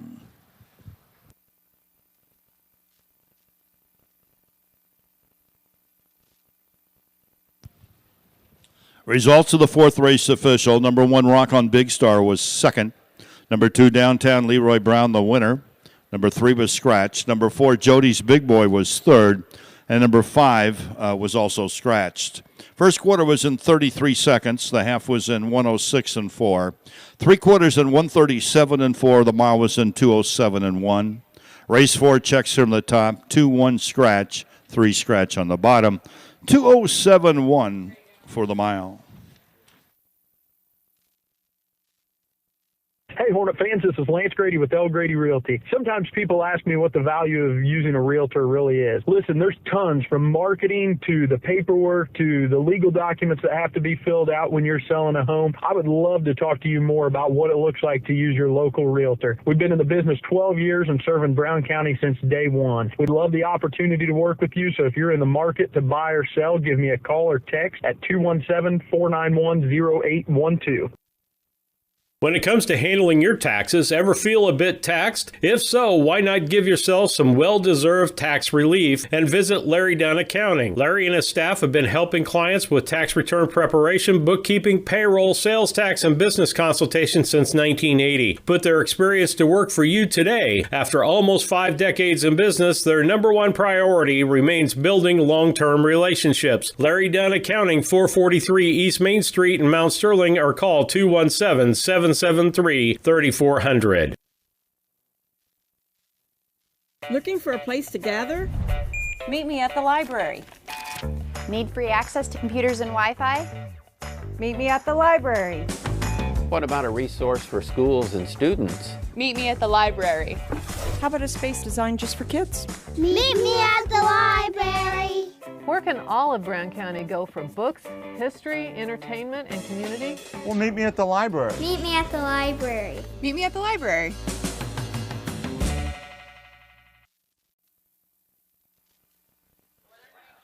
Let's talk for a minute before Ed goes back over. Here's my question for you. What's it like as a driver to be driving and have a horse come up and literally be breathing in your ear? I mean, Lisa and I have been amazed by this for years. You get used to. What you don't get used to is that horse ramming in the back of your helmet and knocking your head down over and over, which happens. And we had a horse back in 20 years ago named Silky Broad, and she was really good, but if she got trapped in a hole and she wanted out, she knew it was almost time to the end of the race, she'd be nudging that horse in front of her. Move. The horseman? Yeah, she'd be nudging the driver in front of her to move out of the way to open up so she could get out. Oh, so goodness. She'd keep bugging him until he moved. Could that be interference? Could that be talked as interference or not? If it's, I mean, the horse. If it's excessive, you could probably, if it was intentional, like if that, if the driver headbutts the horse behind him, it could be a penalty. But if it's just tight and the driver's trying to hold your horse and you just can't get him off the helmet, then you need to go on and probably open up the throttle a little bit. Yeah, and that's what happens. It's no different than stock car racing. You want to make a pass. Yeah. You want to make a pass, and there's no hole, so you're trying to make a hole any way you can. Is that the best horse is sitting behind the lead horse, and there's a dead horse on the outside. So that best horse is sitting locked in, what we call. They can't get out, they can't get back, they can't go forward. So that lead horse backs into them, slows down, and just tries to keep them in that hole, because if they go on and open that hole up, they can sneak out and get around them. So you try to back into them.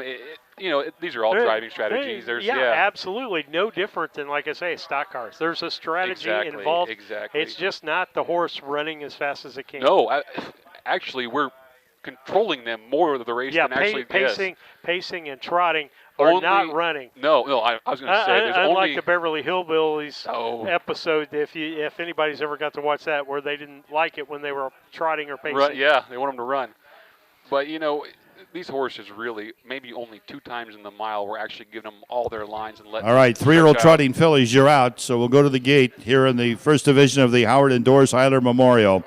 One is Miss Josie, owned by Kevin and Alyssa Brooke Bender of Hamilton. Kevin Bender is the trainer driver. 2's been scratched. Number 3's Ingo Bingo Bango, owned by Brendan Potts of Springfield. Mike Rogers trains and Brendan will drive. Number 4, Lou's Lexi Lou, owned by the Flacco Family Farms of Alexis, and Roshan Trigg of Brandon, Mississippi. Roshan is the trainer with J.D. Lewis driving. Okay, David, the other thing we can talk about real quick is the richest of these fillies is the 4, Lou's Lexi Lou. She's picked up $18,750 in her 2 years of racing. She won 3 times last year. She's got a win this year at Decatur in 205-1. So she looks to be the filly to beat here, the 4, Lou's Lexi Lou. With the experience, we'll see how it works out as the 3 filly trotters in race number 5 move in behind your starter, Mike Titus from Charleston, Illinois. And, David, we've seen Lou's Lexi Lou a couple of Yes, we times. have. And, in fact, we've seen her both times when she has won. Carlinville, Decatur, Martinsville. Yeah. Yeah, we've had her. It's funny, though. We always insist on using They're these at tables. the head of the stretch. We can never see the announcer's mouth. We don't know he's going to microphone. No. So, guys, we just try to interject when we can. Let's switch it over. Here they come. Lou's Lexi Lou, after all that bragging, made a break before the start, and she's about 20 lengths off, but don't count her out. It's Ingo Bingo Bango with the lead by about 3. Miss Josie is trotting there second. 15 lengths off the leaders is Lou's Lexi Lou as they round the first turn and head up the backstretch. 3-year-old filly trotters in the Howard and Doris Eiler Memorial. Race towards that quarter-mile marker. It's the Yankee Valor filly, Ingo Bingo Bango, and Springfield's Brendan Potts on top by 2. Right there, second, Miss Josie off the quarter in 34 seconds. And Lou's Lexi Lou has made up 20 lengths and caught the field. Now she's on the outside and going right on by. Lou's Lexi Lou, that was the filly that made a break behind the gate, spotted the field about 20 lengths, and she leads them now past the 3/8 mile marker. J.D. Lewis, Lou's Lexi Lou, the leader as they trot towards the half-mile marker. Ingo Bingo Bango is back there second, Miss Josie's third. J.D. kind of gathers her up a little bit as she puts in a little step now and then. The half in 104 4/5 of a second. Lou's Lexi Lou, she trotted her first half much faster than at 4 4. She's going to be tough to catch by this field. They're off the 5/8. Lou's Lexi Lou, the Lou's Legacy filly, bred by the Flacco Family Farms of Alexis, leads by 5. Ingo Bingo Bango's back there second. Miss Josie's the trailer as they move past the 3/4 mile marker into the upper turn. 3/4 and a pretty snappy 136 flat. This filly was a winner at Decatur in 205-1. She leads here by a length and a quarter, but Ingo Bingo Bango is going to make a race out of it. They're at the head of the stretch. It's Lou's Lexi Lou on the inside. Ingo Bingo Bango's coming at her. Lou's Lexi Lou looks leg weary. Ingo Bingo Bango is going to get there. Ingo Bingo Bango. Brendan Potts, they win her by 3.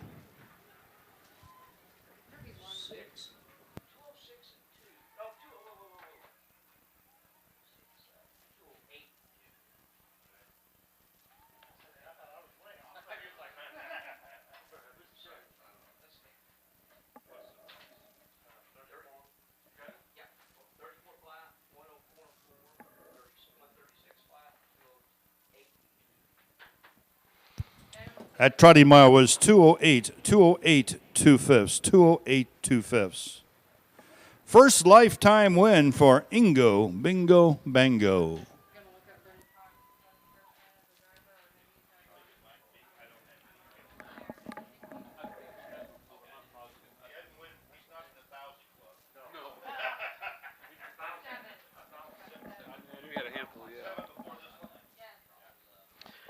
David, that horse, not a big winner, but this is going to. They just looked it up. That is Brendan Potts' 8th win lifetime. So if he's going to be smiling from ear to ear, I mean, he got in this sport just the last few years recently, and he's having a ball. Ingo Bingo Bango is owned and driven here by Springfield, Illinois entrepreneur Brendan Potts. Brendan has a lot of jobs and drives these horses and owns them as a pastime. He's got, I think this is his 8th driving win now, so he did a nice job here as Ingo Bingo Bango picks up her first lifetime victory in 208-2 here in the first division of the Howard and Doris Eiler Memorial. Brendan Potts, Ingo Bingo Bango, a 3-year-old daughter of Yankee Valor from Jesse, Wyoming by Wilson, Wyoming, was bred by Arthur, Illinois' Kenny Chupp. Brendan Potts. Look at that smile. Yeah, with that, raise his whip. He loves it. He loves the racing, an entrepreneur, doing different things, and this is something he loves to do. And to talk about that a little bit, I tell you what, you can do us a big favor out there. We'll Results of race 5 official. Number 1, Miss Josie was 3rd. The 2 was scratched. Number 3, Ingo Bingo Bango, the winner. And number 4, Alexi Lou was 2nd. First quarter was in 34 seconds. The half in 104 4/5. 3 quarters in 136. The mile was 208-2. 5th race checks down. 3 scratch, 1, 2 on the bottom. 208 2/5.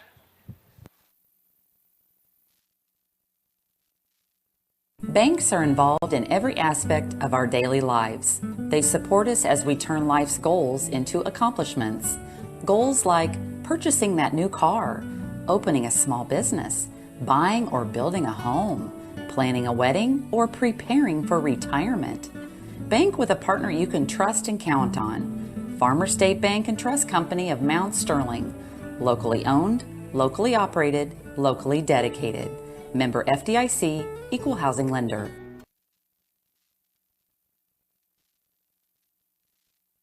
Your Mount Sterling Foods is still a great place for lunch. The name will be changing, but the daily lunch specials you enjoy will be there. Check out the specials on their Facebook page or their weekly ad in the Democrat Message. Mount Sterling Foods, 200 Pittsfield Road, Mount Sterling, Illinois. Call 217-773-2213. Brown County Accounting and Tax recently opened in Mount Sterling. The team brings over 30 years of experience and is ready to advise on taxes, bookkeeping, and payroll. We are ready to meet with you with no obligation to discuss your tax saving strategy and have already helped many in the area. Contact us today at 217-770-8082. We're excited to be part of the community and are looking forward to helping you. LM Concrete Construction takes pride in providing quality concrete work to Mount Sterling and the surrounding areas, specializing in flat work, sidewalks, residential, new buildings, or add-ons, commercial and decorative concrete. Call Lorenzo Martinez for all your concrete needs at 779-279-4413. That's 779-279-4413. When it comes to your money, local is better. Farmers National Bank of Griggsville is here in the heart of the community, working where we live. We make sensible loans to our friends and neighbors so that we can help our community grow. Stop by and see our friendly staff and see what we can do to meet your financial goals. Located in Griggsville, Pittsfield, and Mount Sterling. Member FDIC, Equal Housing Lender.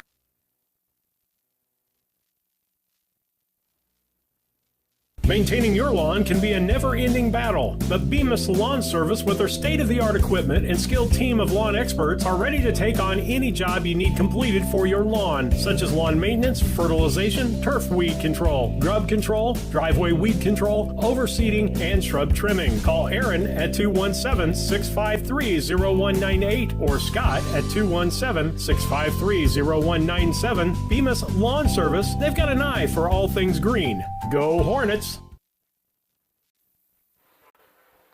Back with you on a harness tube as David goes over to make sure Lisa doesn't need a break in race number 6. Number 4, Smoking on Pizzazz is scratched in this race. And so it'll be a 4-horse race. Party of 2, Kinky Paco, YF Peanut. Here's Ed TV. Big thank you to all the sponsors here of the harness racing. Schuyler County State's Attorney Charles Ligalier, Also, this program is in our preferred pace in memory of the late John McCreary. Sullivan Auctioneers, the Lipstick Pig, Pepsi Cola, Butcher Moon Farms.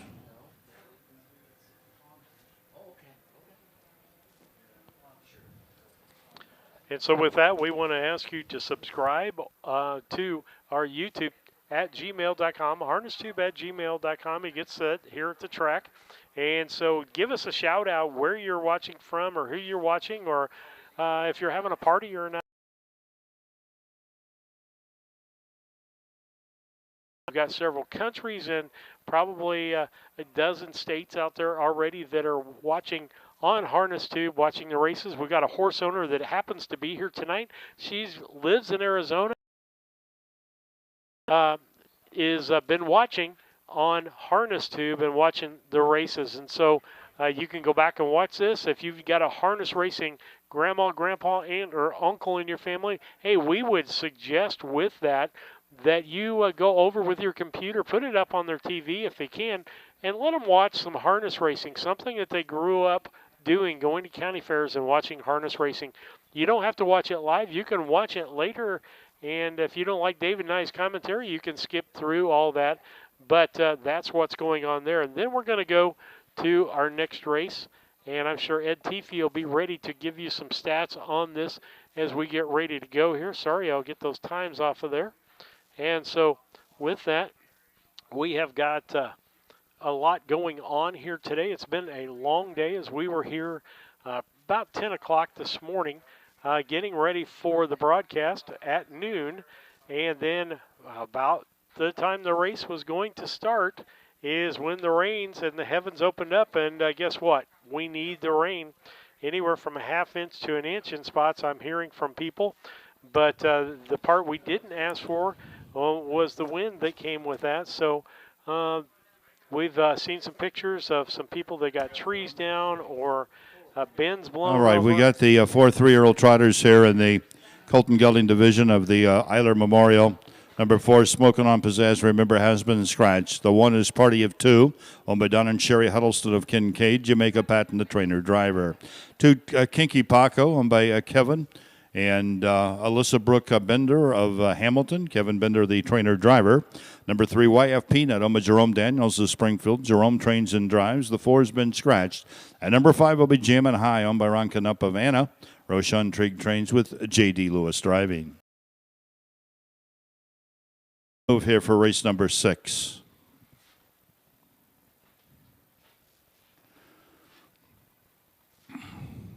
One party of 2 with Jamaica Patton, the only one of these 3-year-olds that has a victory. He was a winner at Cambridge, and 2 will be looking for his first victory of the year. Are at the head of the stretch. Gate starts to pick up speed here. Race number 6. Here they come. Quickly there, way second, Kinky, or way second is YF Peanut. YF Peanut's away second as they race around the first turn. Jammin' High moves over towards the inside there, third. Then we get the lead. Back there, second is YF Peanut, followed by Jammin' High, and Kinky Paco has made a break and is now a distant trail. They trot past the quarter in 32 seconds flat. Pretty good trotting here. One of our quicker first panels, 32 to the quarter-mile marker. It's a party of 2, the Cassis Gelding, leading for his second win of the year, his 6th in his career. And this 3-year-old still with the lead at the head of the stretch.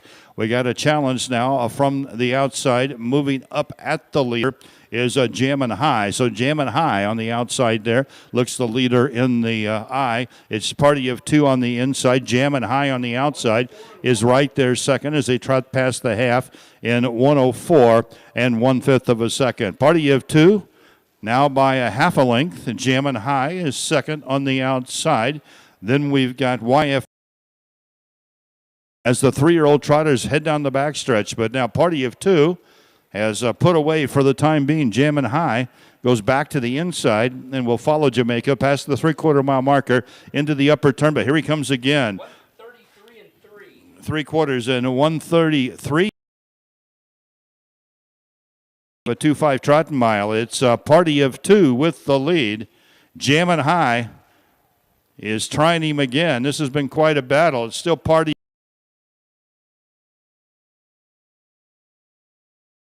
of two. Jammin' High on the outside, but it's party of two. Party of two is going to win the sixth race. Jammin' High in a big effort was second, followed by YF Peanut and Kiki Paco.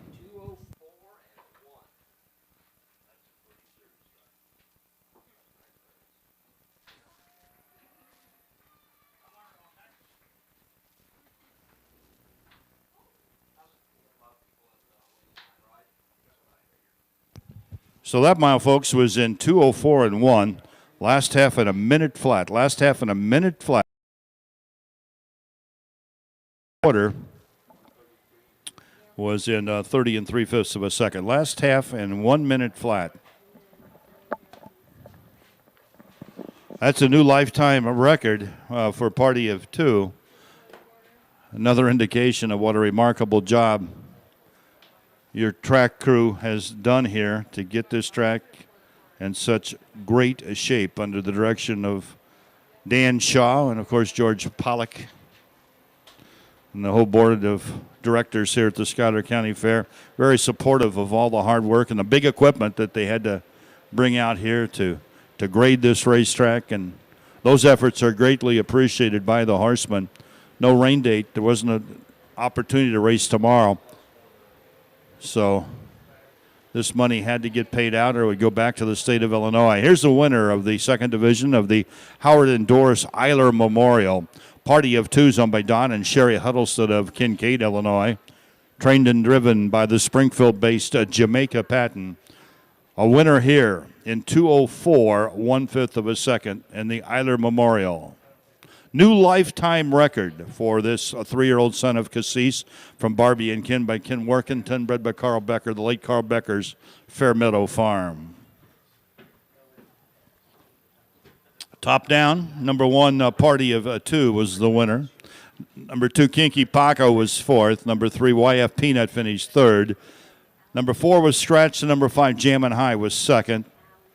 First quarter was in 32 seconds, the half in 1:04 and a fifth, 3/4 in 1:33 and 3/5. Time of the trotting mile, a very good 2:04 1/5.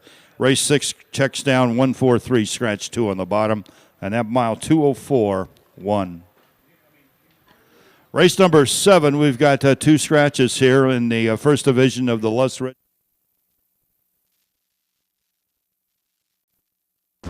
Midwest Harness Report has been a strong advocate and comprehensive source for harness racing in the Midwest and beyond for over 40 years.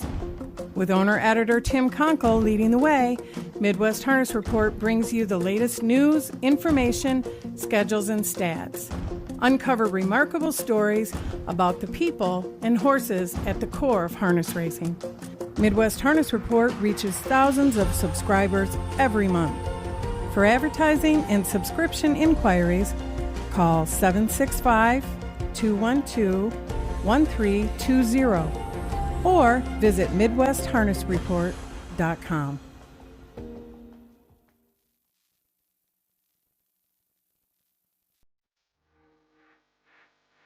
Own a little and love it a lot.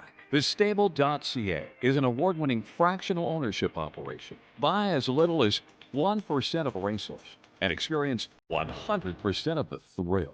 TheStable.ca makes ownership easy, accessible, and affordable. Communication and customer service are at the heart of everything we do. Get started at TheStable.ca.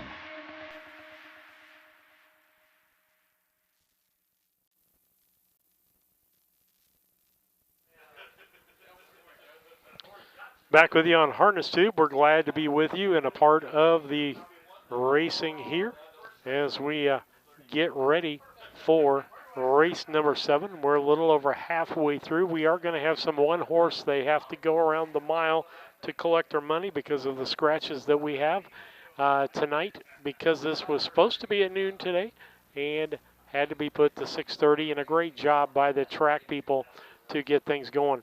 Want to remind you that you can advertise with Harness Tube just send David Brink a message on Facebook at Harness Tube or YouTube at HarnessTubeIL, or send him an email at harnesstube@gmail.com. Going to give his number out here. If you've got questions about, the product and what we're doing, call him at 312-772-5122. That's 312-772-5122. And what would you be sponsoring? Well, we have about 11 races left for this year. The month of July, looks like we got 6 races, and then August we have 5 races, and then we'll have the Ed Tiefy's horse auction on Memorial Day in Springfield at the Horse Arena. And so we're looking forward to that. That'd be an interesting thing to go to if you want to see what it takes and, see an auction, see some of these horses up close. That would be a place to go for that. And Lisa Surratt running the camera over on the other side for you. We'll give you the rest of those races. Charleston for 3 days, and then Mount Sterling for a couple of days. We'll finish up the harness racing part. As we get to race 7 here, we're going to see that there's 2 scratches. The number 3, True Fortune. Here's your starters for the Les Redshaw Memorial First Division. One is Hope Forever, owned or leased by Charles Hurst of Houston. Roshan Trigg is the trainer with J.D. Lewis. Number 2 is Danish Lullaby, owned, trained, and driven by Hamilton veterinarian Dr. Steve Renard. 3 and 4 are both scratched. Number 5 is Mississippi Model, owned by Jerome Daniels of Springfield. Jerome is the driver. So Mississippi Model, owned, trained, and driven by Jerome Daniels. And number 6, Hocus Pocus and Focus, owned by Ron Phillips of Athens, Jamaica Patton Rochester. Jamaica trains and drives. 2-year-old filly trotters in the first division of the Les Redshaw Memorial. Tell you folks, the horse that I'm looking at is I'm pretty amateur at this, is Jamaica Patton's horse Hocus Pocus and Focus is actually 4 first place and 2 and 1 second place. Let's see, I'm looking here. Martinsville got a first. Cambridge got a first. Indicator finished second, and Carlinville finished first, and Carrollton a first.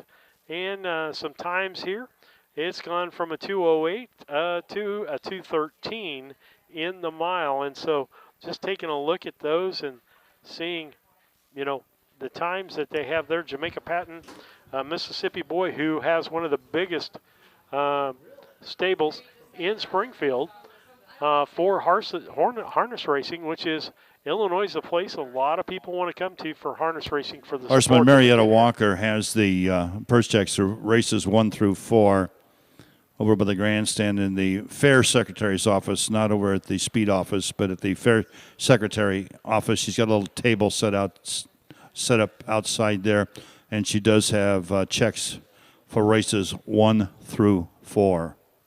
This is race 7.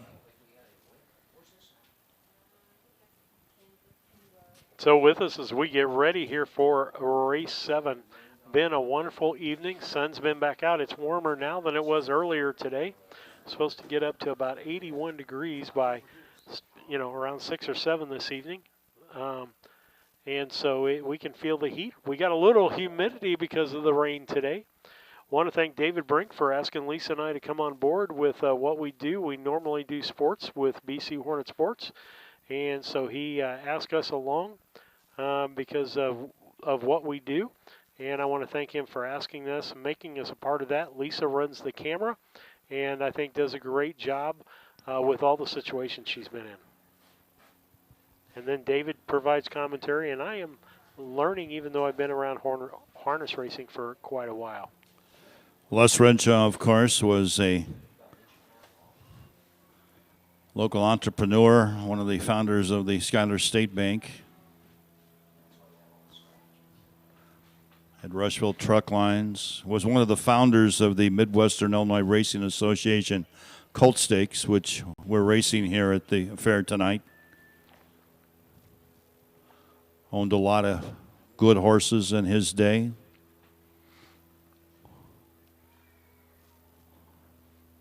Of course, his son Bill, your sheriff, and a past president of the Schuyler County Fair. Grandson Joe, the current president of the Schuyler County Fair. So when you think about the Schuyler County Fair, you have to think about the Redshaw name.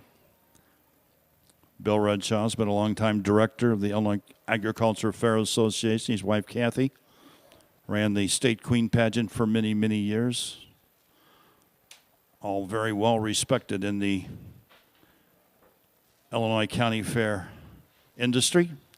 And here's the 2-year-old filly trotters in the first division of the Redshaw Memorial. Here they come. A lot of talking out there. They're off and trotting. Dr. Steve Renard, the retired veterinarian with Danish Lullaby, has made the front. The 76-year-old Steve Renard is going to lead him into the first turn.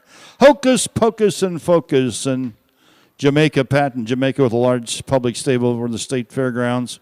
Races all over the Midwest, originally from Mississippi. Jamaica, one of the top trainers in the Illinois program, and he's made the top here with the 2-year-old DeJambro filly, Hocus Pocus in Focus. Hocus Pocus in Focus by a length and a half past the quarter-mile marker. Danish Lullaby is back there second. First quarter was in 34 seconds flat. Mississippi Model and Hope Forever as they trot over now past the 3/8 mile marker. Hocus Pocus in Focus. This is quite a nice filly by DeJambro. Filly's won 4 of 5 before tonight, so she's going for her 5th victory tonight for Jamaica, and she's got a comfortable 3-length lead here. Mississippi Model is right there second. Danish Lullaby is tiring in there third a little bit, and Hope Forever. The half in 107 and 1, 107 and a fifth. Hocus Pocus in Focus, bred by Rock Island's John Carver of the Bandag Corporation fame. His father owned Bandag Corporation, the Carver Hawkeye Arena, the University of Iowa, named after the Carver family, been big benefactors here, and John Carver, the breeder of Hocus Pocus in Focus, who's led him past the 3 quarters here by about 7 lengths. 3 quarters in 138 and 3/5, 138 and 3. Mississippi Model is still back there second, and it's a big gap back to Danish Lullaby and Hope Forever. But here, it's going to be all Hocus Pocus in Focus, and the DeJambro filly is now won 5 out of her 6 lifetime starts. She's won 3 in a row, and she's a good one, folks. Hocus Pocus in Focus. Mississippi Model trotted home a second, followed by Hope Forever, and then we've got Danish Lullaby.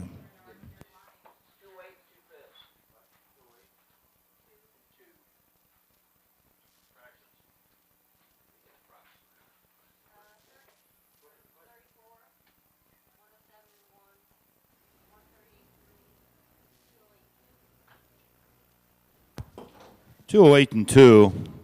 What's remarkable, this 2-year-old trotting filly over this racetrack trotted her last half in 101 and 1, and her last quarter in 29 and 4/5 of a second. The mile 208 and 2, last half in 101 and 1. That's remarkable. She got a new lifetime record. This is her 5th win in 6 starts, so this is a new lifetime best for her, 208 and 2.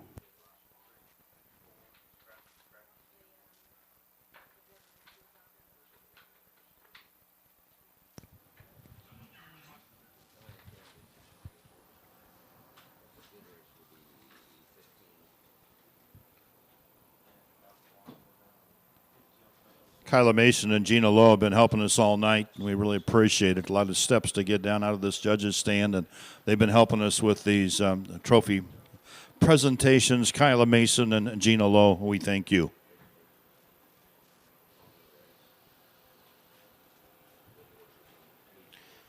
So here's a filly, folks, that would be in the discussion as being the best-looking Illinois-bred 2-year-old trotting filly in the host state of Illinois at this time of year.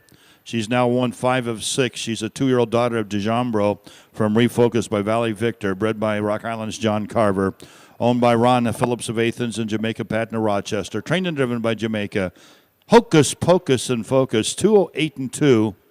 Here in the first division of the Redshaw Memorial, your sheriff and past president of the Schuyler County Fair, longtime director of the Illinois Agricultural Fair Association, Bill Redshaw. Bill Redshaw's out there, folks, making this trophy presentation to Hocus Pocus and Focus.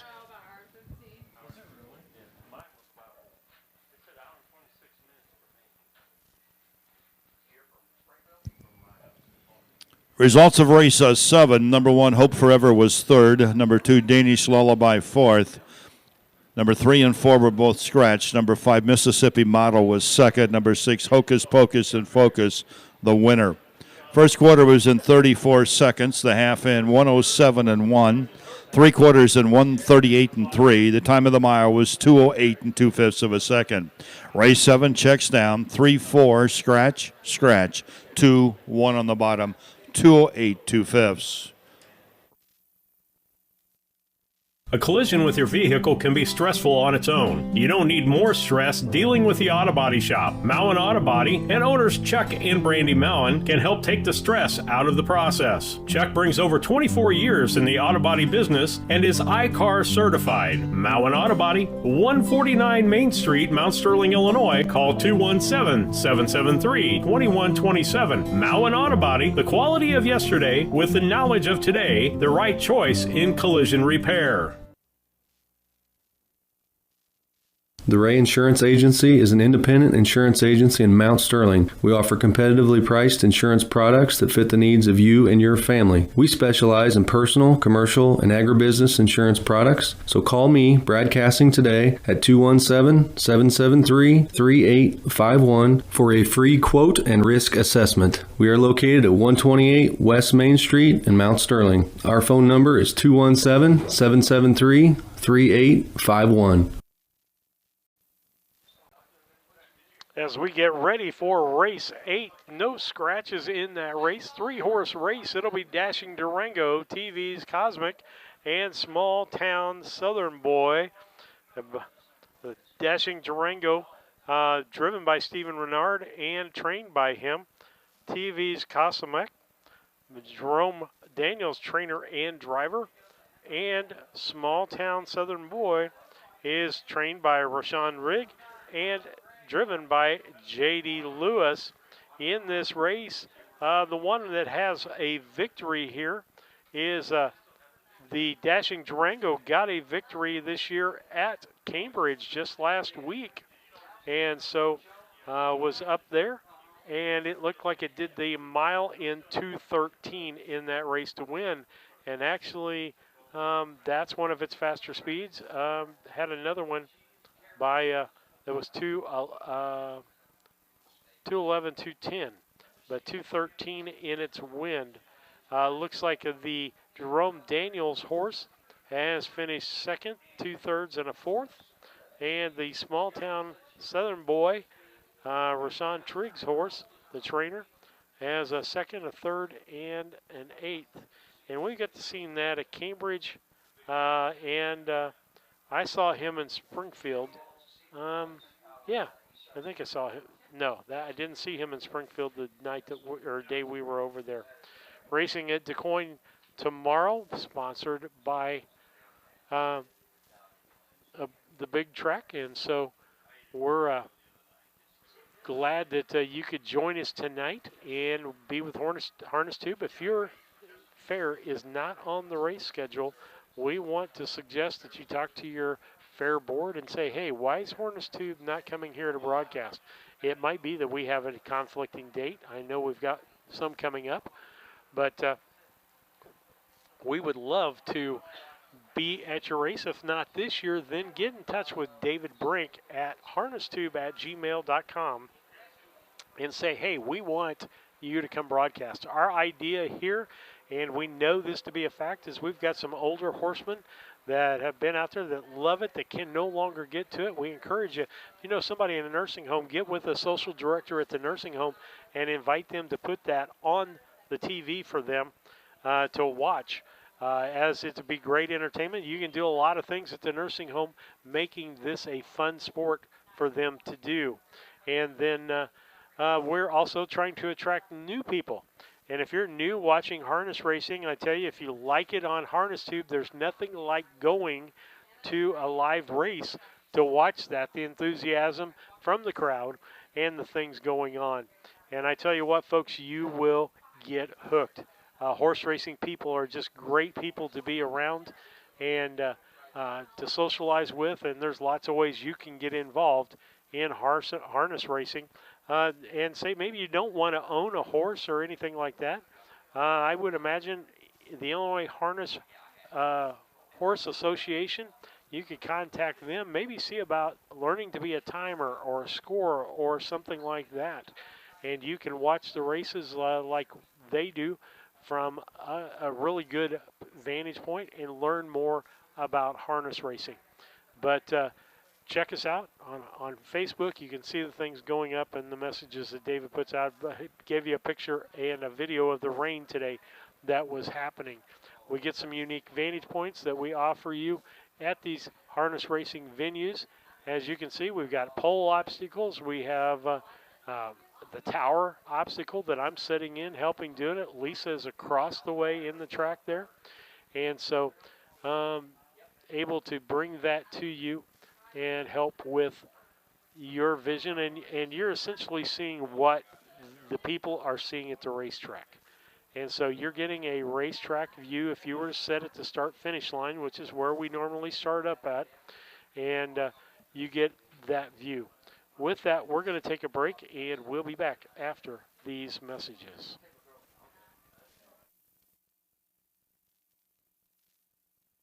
Indispensable. Maximum exposure, the best sales marketing tools. The easiest way to sell your horse for top dollar. The wave of the future. Since holding their first sale 20 years ago, OnGate.com has become harness racing's leading marketplace, with over 13,000 registered users buying and selling racehorses and bloodstock through daily online auctions. Browse listings for free and buy your next racehorse at OnGate.com. OnGate, we've changed the way the business works.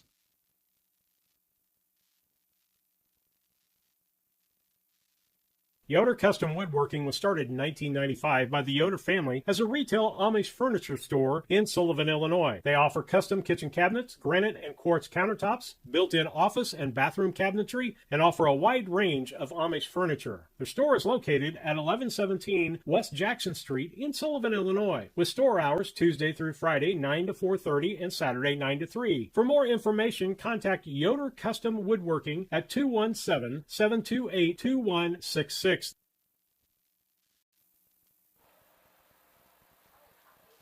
Back with you on Harness Tube as we get ready to go here. The horses are out there that'll be in this as they get ready to go here for race 8. 16 races on for you tonight. A couple of those will be what I call walk-off races, where because of the weather and racing going on in Du Quoin, the Hawthorne races down in Du Quoin, that some of the horsemen couldn't come back, or maybe they had a horse that they didn't think the track would be good for them. And so we've got a couple where one horse in the race literally has to finish its mile to collect its purse. If it doesn't finish the mile, it doesn't get the purse. So with that, and then some shrunken. This one was always a 3-horse race with a $2,539 purse, 2-year-old colts here on the trotters. And so we've got that going for you. We're here at the Schuyler County Fair, 2023 version of that. Bringing you harness racing. David Brink's idea to do so, and to bring harness racing to the public so that you could see it and find out and know. And I'm here to ask those questions that maybe new horse people are asking. I've been around it for a little while, but I know the questions that I wanted to know and still want to know, don't have the answers to. As far as harness racing is concerned, the intricate details of what has to happen when a horse breaks stride. Well, the horse the driver has to pull it back and loosen positions until it gets back in stride. Once it gets back in stride, you will see some of these horses go from last to first because they're pacing to get back in the pack and try to place for the purse. And We want to thank the Department of Agriculture for the support they have for harness racing, and one of the reasons why the horsemen wanted to race tonight is if we didn't race, the money went back to the Department of Ag, and so we're thankful for the people that got all the track ready here and ready to go. We're thankful for all the officials that help us out when we're out broadcasting, the timers, the scores, and all those helping us to get the stats that we're throwing up on the screen for you. As we get ready, Lisa's giving you some stand views there of some of the young ones that are here watching the stands. You know, bring your grandkids out. Show them what fairs used to be like, and show them the fair market. I know my wife grew up going to county fairs, and that was their vacation. And so for her, this is reminiscent of being a child and getting back to the fair and watching things. You can see the track, the piles of dirt there that they had to move off that top layer to make this a doable track, and you can see it's dried out really well, and our times have been really well. So Dacian Durango, Dr. Steve Renard, TV's Cosmac, Jerome Daniels, and small town Southern boy J.D. Lewis are at the gate, race number 8, and the gate's on the move.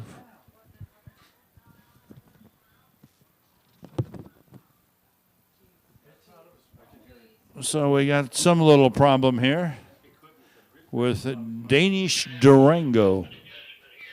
So Doc Renard is off the bike doing some kind of adjustment to the bridle of the horse. These are 2-year-olds.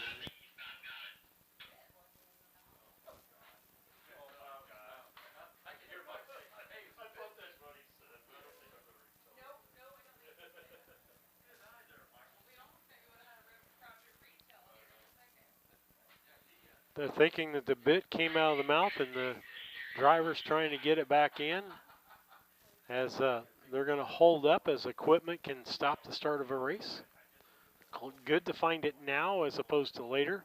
And if you want to know why that's a little fuzzy, it's because it's focused in on something close and it's picking up those poles on either side there. You can see Elisa adjusting back out to see if she can get a better view for you. But those are the obstacles we run into with an automatic focus on the camera, is the fact that there are other things like those flags moving that the camera will focus in on, and you won't get a good picture around that area.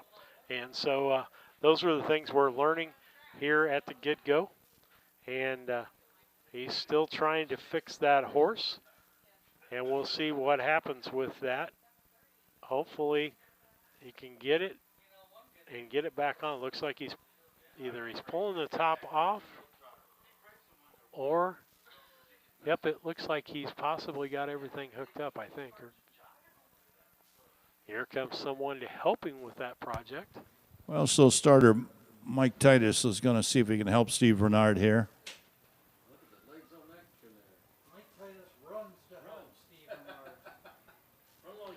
So with that, we're waiting for that Making to some happen. kind of an adjustment to the bridle here.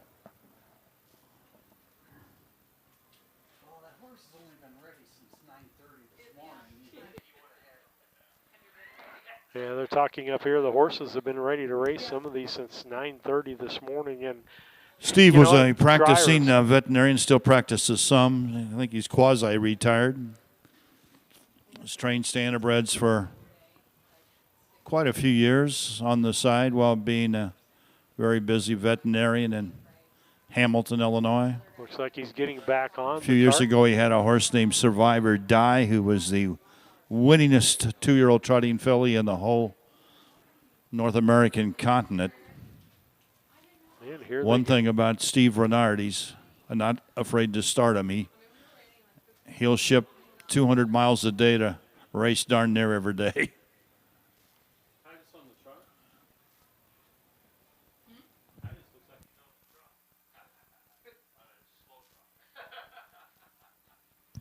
Looks like whatever they were working on there is fixed.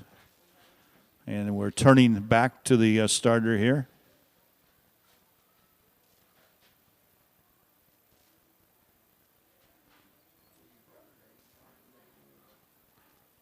Wings of the starting gate have folded out, and it's on the move.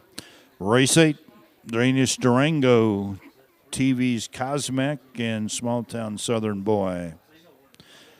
Dashing Durango, the one horse with Steve Renard, won at Cambridge last week in 2:13 by 30 lengths. The other two looking for their first win here this evening.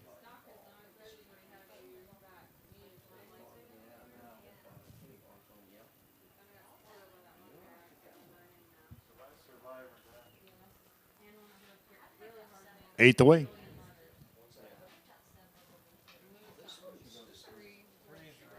Small Town Southern Boys off stride behind the gate. Here they come. Doc likes to talk to him, so Doc's talking to Danish Durango, and he goes right out there and gets the lead. He's going to lead him into that first turn by widening 4 lengths. Danish Dashing Durango's from the first crop of Danish Durango, an Andover Hall son that stands at the Flacco family farms. From the vaporized mare, Fox Valley Yvonne, bred by veterinarian Dr. Pat Graham. And Danish Durango looking to make it 2 in a row here. He leads by 5 over TV's Cosmac, and Small Town Southern Boy is a distant trailer. The first quarter was in 33, 1/5 of a second. 33-1. Past the quarter, they're into the upper turn. Almost to the draw gate, past the 3/8 now. It's Dashing Durango. You can hear Doc talking to him. He leads by 2. TV's Cosmac is back there second. And then we got the trailer Small Town Southern Boy. Danish Durango was at the half and a pretty snappy for 2-year-old trotters, 105-3. He's got a lifetime best of 2:13. If he can keep up the pace, that's an if, but he can keep up the pace. He could go faster than the 2:13 he won in at Cambridge. But he's a little tired right now, and here comes Jerome Daniels and TV's Cosmac. And TV's Cosmac has made the front by a length now as they trot into the upper turn. TV's Cosmac, the Strong Hope colt, was at the 3/4 and 138 flat. He's looking for his first win in his 5th lifetime start. He's off the 7/8. He's at the head of the stretch. TV's Cosmac and Jerome Daniels putting in a nice effort here, and it's going to be a winning one as Jerome is just hand driving this colt past the wire. He wins it by about 10 lengths over Dashing Durango, and then we'll have Small Town Southern Boy.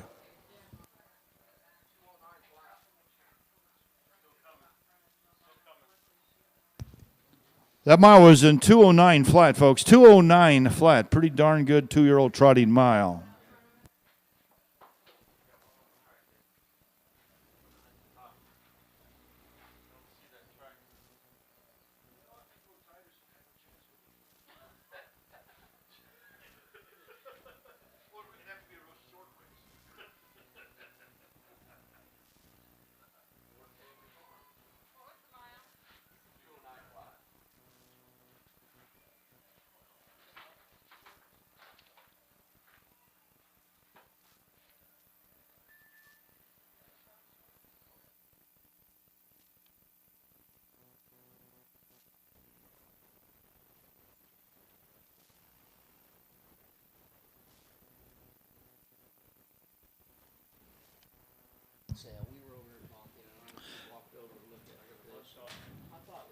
So Kyla and Gina coming trackside again here for the second division of the Redshaw Memorial.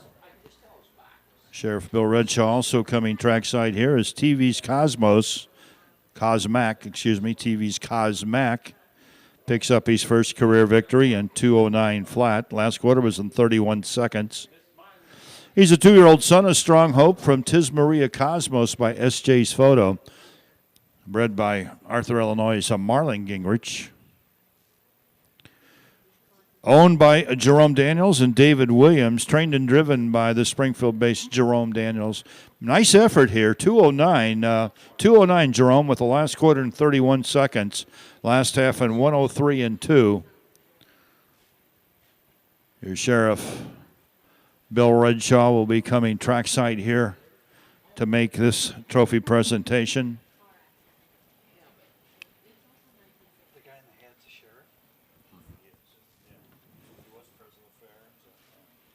So, Bill Redshaw, past president of the fair, director of the Illinois Agriculture Fair Association, Schuyler County Sheriff, his father Les, one of the founders of the Midwestern Illinois Racing Association, raced a lot of good horses, won the State Fair Championship with Joe Brook in the 60s. Redshaw Memorial to Jerome Daniels' TV's Cosmac in 209 flat.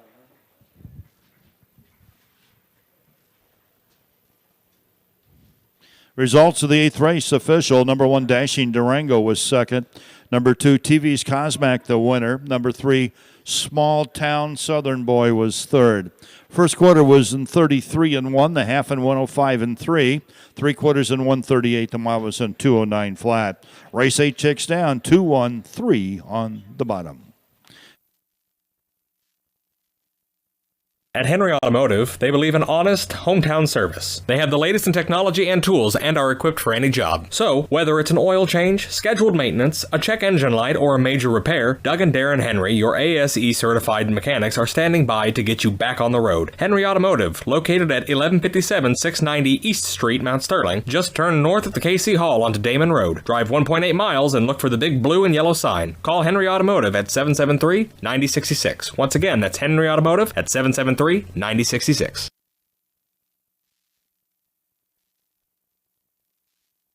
Hi, I'm Heather Henry, owner and instructor at Heather's Tumble and Tap in Mount Sterling, where we have been teaching dance to the children of Brown County and the surrounding areas since 1995. We offer classes in tap, jazz palm, tumbling, and offer an all-boys tumbling class for all those future Hornet athletes. At Heather's Tumble and Tap, we focus on fun, friends, and the fundamentals of dance in a non-competitive atmosphere. Follow us on Facebook to stay up to date on upcoming classes and events. Go Hornets! KLC Inc., they are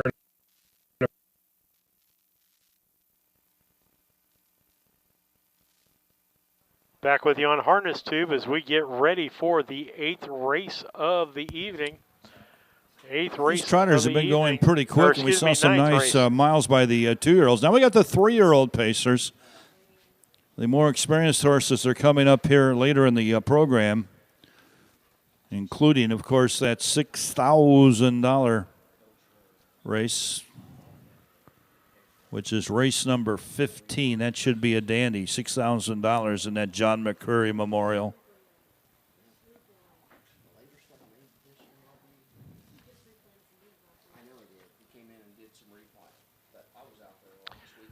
Want to see on board, you can advertise with us. Get a hold of David Brink on his Facebook account. Send a message to him at Harness Tube. YouTube, you can send a message at HarnessTubeIL. HarnessTube@gmail.com is his email address. Call him at 312-772-5122.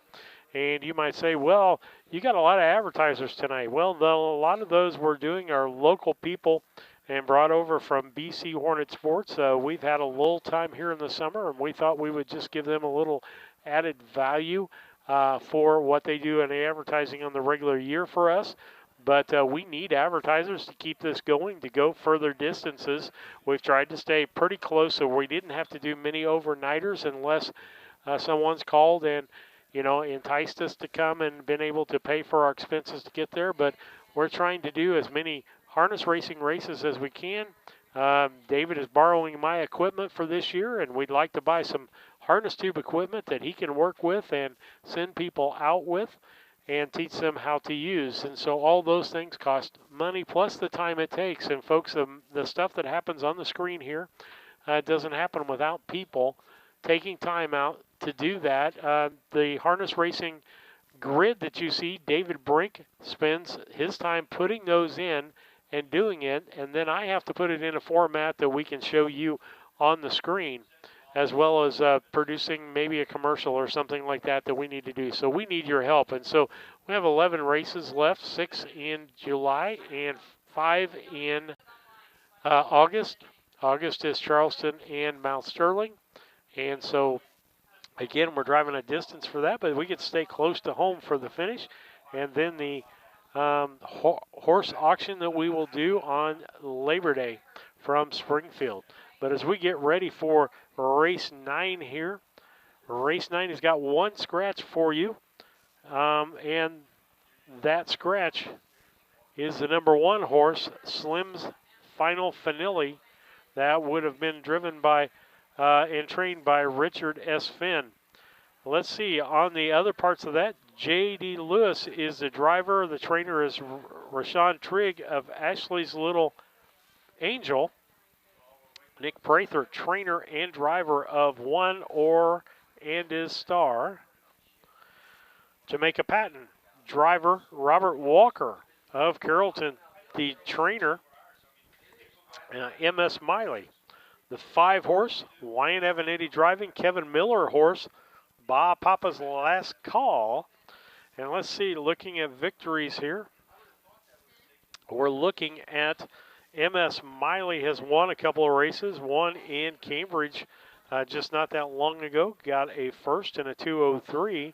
And then in, let's see, Carlinville would be the other one that he got a first. He got a second in Carrollton with this horse and a third in Decatur with this horse, and then had a 5 and a 6. So that's the horse maybe you want to look at. M.S. Miley, driven by Jamaica Patton. All right, we got the Pacers out here now for the first division, the Philly division of the Jack and Mary Lou Long Memorial. The 1 has been scratched. The 2 will be Ashley's Little Angel. On with the Flacco Family Farms of Alexis, Roshan Trigg of Brandon, Mississippi. Roshan trains with J.D. Lewis. Number 3 will be 1R's Andy Star. Owned by the 1R Standardbred Farm of Rushville, Nick Prather, the trainer-driver. Number 4, Miss Miley, owned by Hart Walker and Bob Walker and Chaz Walker and Robin Klingler, all of Carrollton and Jerseyville.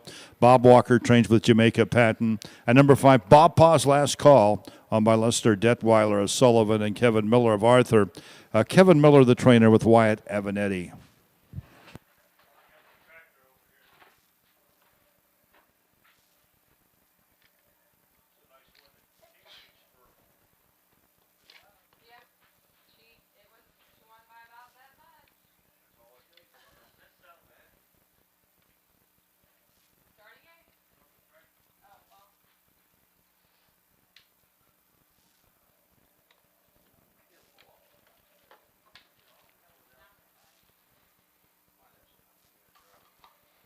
As we get ready to start race 9 and waiting for them to get ready.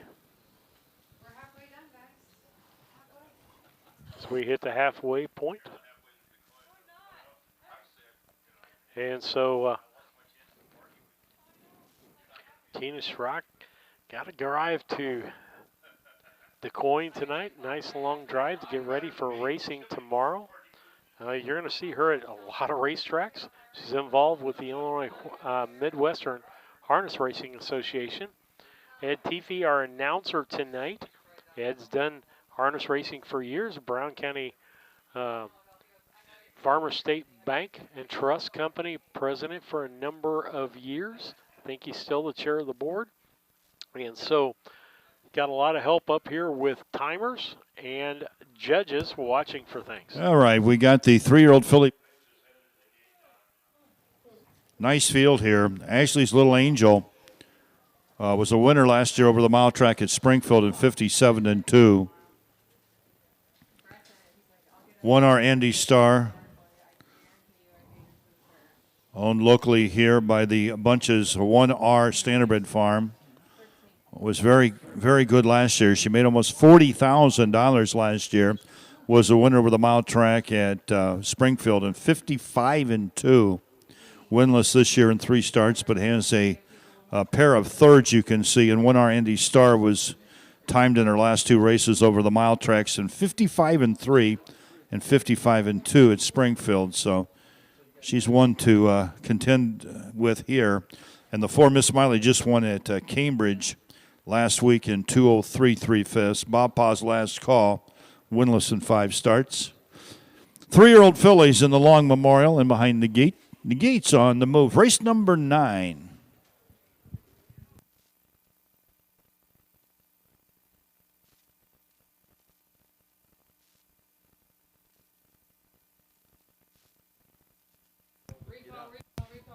We got a recall here, broken equipment interference or something, I thought.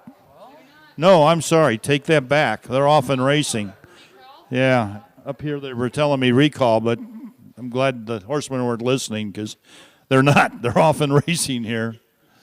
Into the first turn, Ashley's Little Angel. Ashley's Little Angel by a length. 1R Andy Starr is there second. Racing third is Ms. Miley. And fourth is Bob Pa's last call. 3-year-old fillies racing up the backstretch towards that quarter-mile marker. The leader by a length and a half now is still Ashley's Little Angel, 31-4. 1R Andy Starr is right there second. Miss Miley is racing third. Bob Pa's last call is back there fourth off the 3/8. It's still Ashley's Little Angel by a length and a quarter. 1R Andy Starr's second. Miss Smiley third. Bob Pa's last call fourth. In the stretch the first time. They move past the half. Ashley's Little Angel looking for her first win of the year. Leads by 2.5. Half and 5 and 3. Pace will quicken now as J.D. stole a half on this good field in 105 and 3. This pace will really quicken as they moves past the 5/8. They're going to have to catch Ashley's Little Angel. 1R Andy Starr is stalled a bit back there second. Miss Smiley on the outside is third. Pace is really quickened now. Bob Pa's last call is still the trailer. Off the 3/4, they go into the final turn. And Ashley's Little Angel was the 3/4 and 134 and a fifth. Pace is really quickened now. And she kind of stole this race with that real slow first half. She's flying now. She's going to pace a big last quarter, and nobody's going to catch this Ashley's big guy filly. Ashley's Little Angel. She's going to win it by a dozen. Ashley's Little Angel home the winner, 1R Andy Starr. Then we got Miss Smiley and Bob Pa's last call.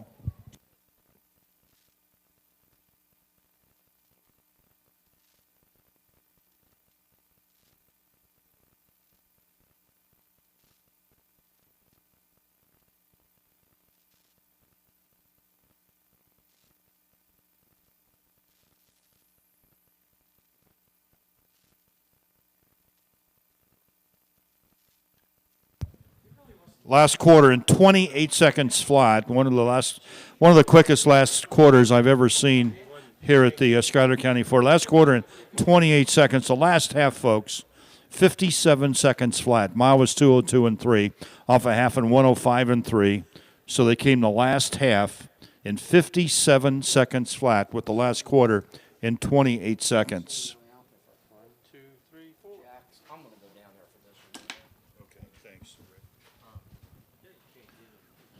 Ashley's Little Angel is a 3-year-old daughter of Ashley's big guy from TJ's April, Angel, by Park Place, bred by the Flacco family farms and Rochun Trigg, owned by the Flaccos and Rochun. Rochun Trigg trains with J.D. Lewis driving. This filly picks up her first win of the year. She was a 6-time winner last year as a 2-year-old. Picked up over $26,000 last year for the connections with a win over the mile track at Springfield in 157 and 2. Your superintendent of speed, Rick Boyd, who does such a great job here making this harness racing program go, is down there to give the trophy for the first leg of the Jack and Mary Lou Long Memorial to Rochun Trigg, who's down there in the gray shirt. J.D. Lewis did an excellent job here with a nice field of fillies. He was able to kind of steal this race with the first half in 105 and 3, and he brushes this filly home in the last quarter in 28, the last half in 57 to win the first division of the Jack and Mary Lou Long Memorial. Your superintendent of speed, Rick Boyd, with that trophy presentation. Rick was out here all day directing traffic and trying to keep horsemen around and convincing everybody that he had a track crew that could get this racetrack turned around. And it looked like a pretty impossible task about noon today, but they did it. I'll tell you what, Dan Shaw and his crew did a remarkable job getting this racetrack not only safe, but fast. Results of race number 9 now official. Number 1 has been scratched. Number 2, Ashley's Little Angel was the winner. Number 3, 1R Andy Starr was second. Number 4, Miss Miley was third. Number 5, Bob Pa's Last Call finished fourth. First quarter was in 31-4. The half in 105-3. 3/4 in 134-3. The mile was in 202 3/5. Race 9 checks from the top scratch. 1, 2, 3, 4. 1, 2, 3, 4. 202 3/5. Race number 10, number 1, Sage's Revenge, has been scratched. Race number 10, scratch the 1, Sage's Revenge.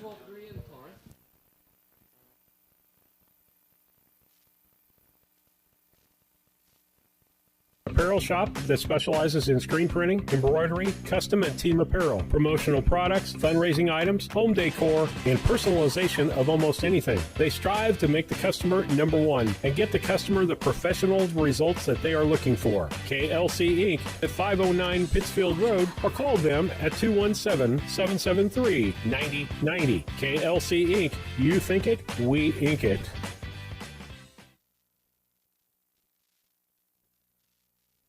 A Rustic Garden ships home and garden accents coast to coast, right from its location in Mount Sterling. The folks there customize each sail by painting unique and vintage colors to match the look of the home or flower garden. They also do wrought iron fencing. How long does that last? 100 years? 200 years? Who knows how long wrought iron fencing will last? Shop www.arusticgarden.com and get it shipped directly to your front door.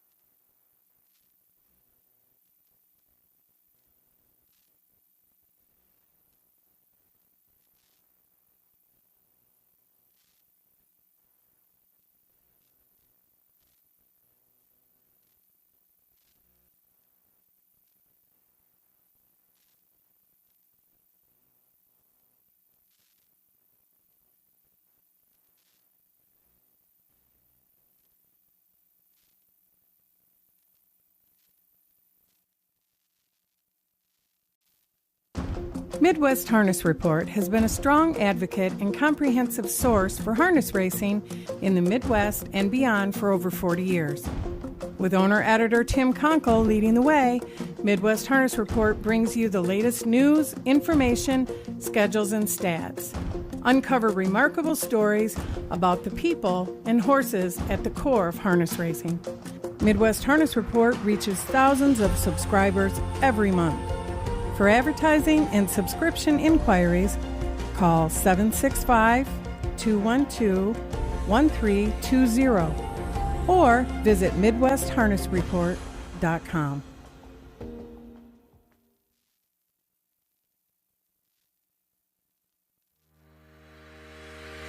Own a little and love it a lot. TheStable.ca is an award-winning fractional ownership operation. Buy as little as 1% of a racehorse and experience 100% of the thrill. TheStable.ca makes ownership easy, accessible, and affordable. Communication and customer service are at the heart of everything we do. Get started at TheStable.ca.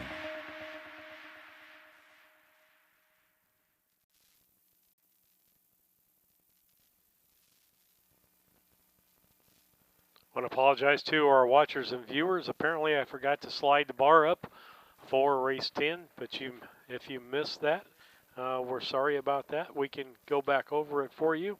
Number 1 was a scratch, Shade's Revenge. The number 2 horse was first with Deputy Dog, Jamaica Patton driver and trainer. The number 2, Midnight Chrome, driven by Wyatt Evanetti and Kevin Miller. The 3 horse gets second. The 4 horse is third, Mystic Revenge, J.D. Lewis, the driver, and trainer Rashawn Trigg. As we get ready for race 11 here, we'll have that up here for you in a moment. As we keep moving through this, we want to thank our sponsors out there for advertising with us and being a part of what we do on Harness Tube. And you can become a part of it. Like I said, we have a few extra sponsors tonight, being a local fair. But we need sponsors on a regular basis to come with us that are regular sponsors. Get in touch with David Brink for that. You can also donate if you want to. You can go to, Venmo and go to Harness Tube and pay it at harnestube@gmail.com. Or you can go to PayPal at harnestube@gmail.com and become a donor. And so those are a couple of ways that you can become involved as we get ready for race 11 out here. As far as race is concerned, again, we have 3 scratches in this race. And we'll have the 1, the 3, and the 4 have scratch, which leaves us with Transcending Favor, driven by Robert Anderson, trainer Alan Jones. The number 5, You Are My Sunshine, My Shining Star, driven by Nick Prather and trained by Nick Prather. Let's see, Take Me Dancing, the number 6, will be a Wyatt Evanetti, and that is a Kevin Miller horse. Looking at the data down here as we wait for Ed to do that also is the horses that have caught my eye. No one has won a race in this group of people, and the best finisher as far as overall finishes is a scratch. So of the 3 horses in this race, I would be looking at third and fourth from Transcending Favor. We have not seen that horse run ourselves in any of the races we've done. I'm trying to look to see if there's any that we have seen as far as this year. None that we have seen race in this card. And so this is going to be an interesting one. I always look out when Jerome Patton is driving a horse. And also the local guy, Nick Prather and Wyatt Evanetti, 3 really known drivers to me out there. And so, Jerome Patton is not in this race. That was a scratch. Nick Prather and Wyatt Evanetti are the 2 drivers that I would look at, the 5 and the 6 horse, as they are good horsemen and drivers. And so, don't know anything about the other driver. I've never seen him drive a horse, but we're glad that you're watching with us tonight on Harness Tube. Again, go to that subscribe button. If you're on YouTube right now watching, take the time to go up to the subscribe button and subscribe to the channel. What happens with that is when we go on the air, you get a message. We're on the air. You know when we're live. Like today would have been great because we didn't go live until 6 o'clock. We're supposed to be on at noon. And so when you don't get that and you don't see us out there, how do you know when we go on the air? And so that's the way you can do it. Our Facebook page, we'd like for you to like our Facebook, follow us, share our Facebook page with other people that you think might be interested in harness racing. We're suggesting people have watch parties out there. Let us know by going to harnesstube@gmail.com. That's harnesstube@gmail.com. Pretty easy address. And send David Brink a message so that we can do a shout out to you of shout outs for tonight. I don't think I've got any messages since he went across the way, but we usually get those late. Yes, here we go. Here we go. I'll give you, Schuyler, enjoy. Let's see. This is... All right, we've got the maiden pacers here. Race number 11, stretch 1, 3, and 4. Number 2 is Transcending Favor. Transcending Favor is owned by Alan Jones of Flora, Iowa. Alan Jones trains. Rob Anderson will drive.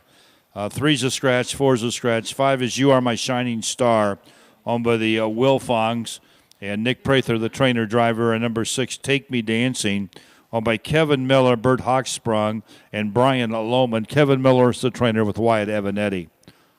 This race sponsored by Prather Stables in memory of Lewiston, Illinois' Derek Jacobus.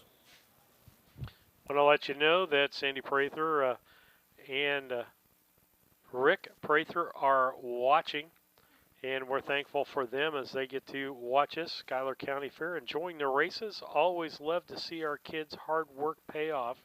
Thank you for all you do. It's very much appreciated from Rick and Sandy Prather.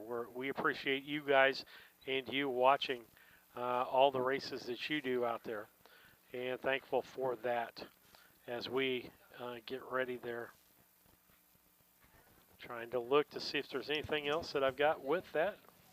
Nothing more there. Maiden Pacers, race for Pacers that have never won a race, just like it sounds. They've never won a race. This race is not in the Midwest Illinois Racing Association circuit-sponsored races. It goes for a purse of $750, sponsored by the Schuyler County Fair, not restricted to Illinois-bred horses.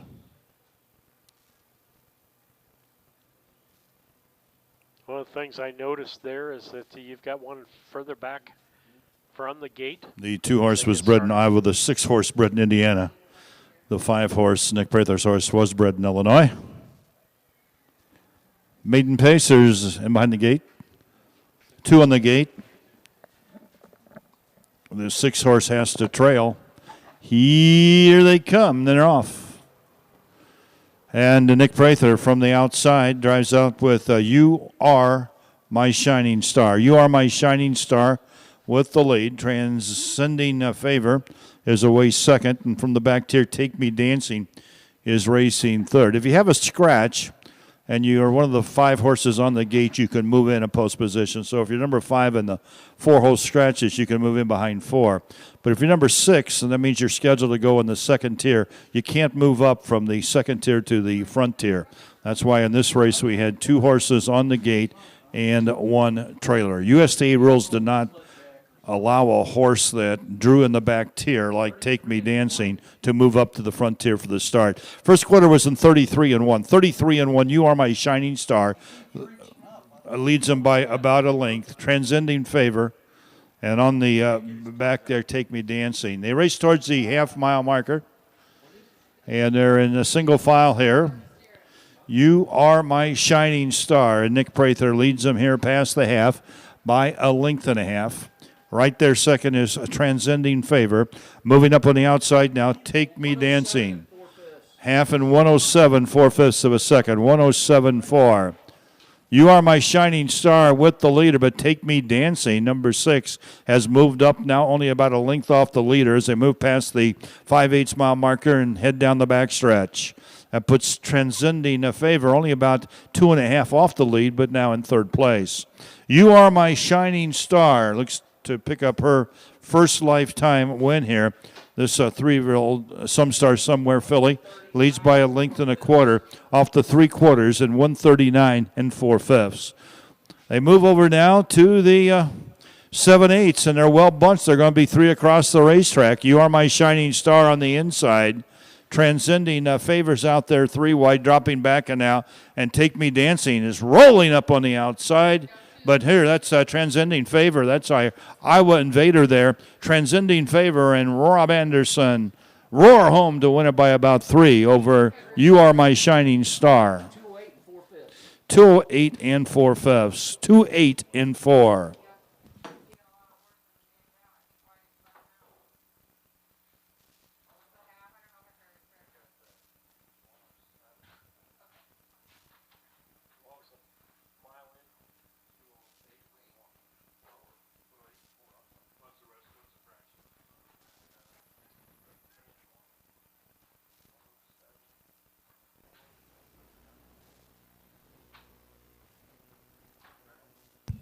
Last quarter in 29 seconds flat. The last half in 101 flat. That mile was in 208 and 4.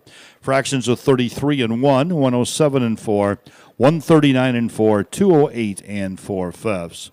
Transcending Favor, 4-year-old mare by Transcending from a heavenly flavored dam.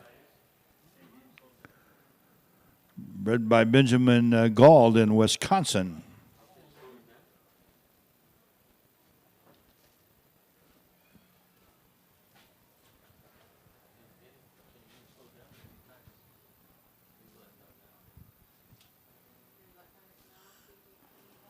This race, the Derek Jacobus Memorial, sponsored by the Prather Stables, Nikki and Missy and Cole and Connor. Derek Jacobus owned horses with the Prathers for many, many years. Young man was a big farmer up in Lewiston. Loved these horses, loved these harness horses, loved coming to the county fairs. We lost Derek way too young, in his 40s a few years ago. And this race, the Derek Jacobus Memorial, sponsored by the Prather Stables. Here's your winner, Transcending Favor, owned by Alan Jones of Flora, Iowa. Trained by Alan Jones. Driven here capably by Rob Anderson to a victory in 208 and 4. First career win. Just the third start of this year. This 4-year-old filly wins the first division of the Derek Jacobus Memorial. 2-8 and 4 last quarter in 29 seconds. Last half in 101 flat. Results official. Race number 11. Number 1, Trimbletown was scratched. Number 2, Transcending Favor, your winner. 3 was scratched. 4 was scratched. Number 5, You Are My Shining Star, was second. Number 6, Take Me Dancing, finished third. 33 and 1 to the quarter. The half in 107 and 4. 3/4 in 139 and 4. The mile 208 4/5.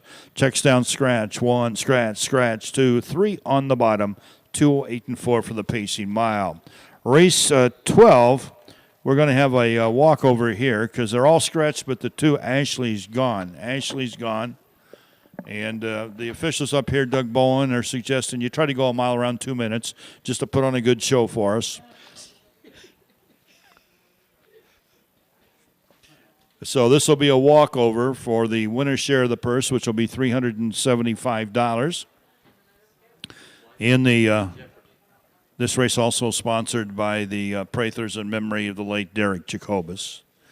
Ashley's Gone, the 2, is the only horse that didn't scratch out. She's owned by Doug Bowen and Ron Cox.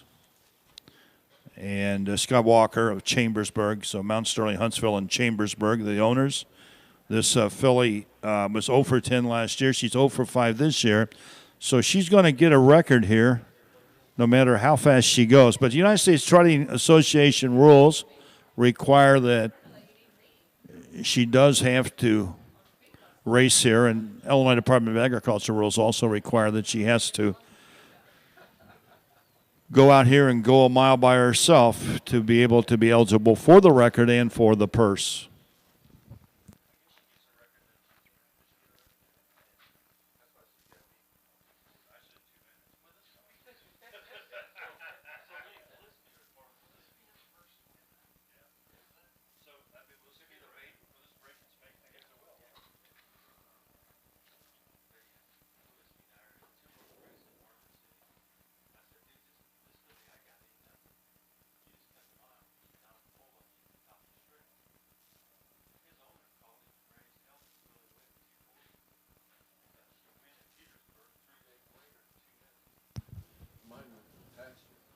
In all seriousness, Doug Bowen, USTA rules do require, and I'm sure you're going to do better than this, but USTA rules do require on a walkover that you go a mile in 2:40 or better.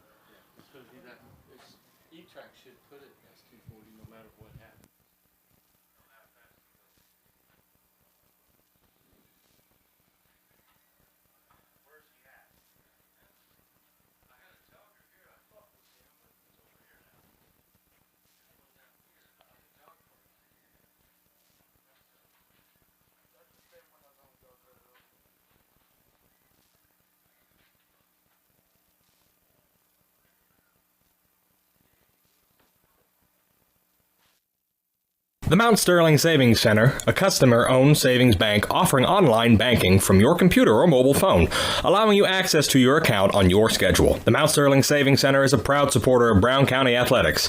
Mount Sterling Savings Center, conveniently located at 201 West Main, the intersections of routes 24 and 99, is a branch of the Beardstown Savings located at 301 South Main. Member FDIC, an equal housing lender.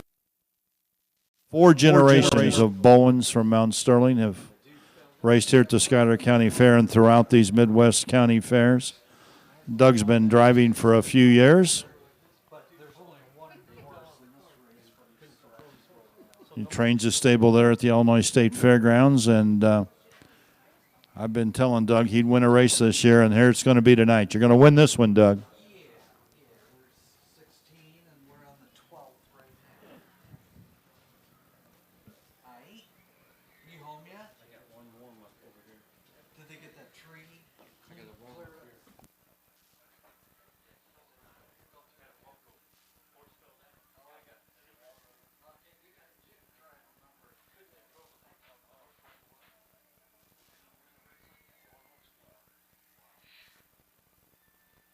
As we get ready for this race, Ed has pretty much explained what's going on here. He's got to finish this mile in order to collect his purse. This will be the first purse for Doug Bowen with this horse. Ashley is gone, trained by Doug, owned by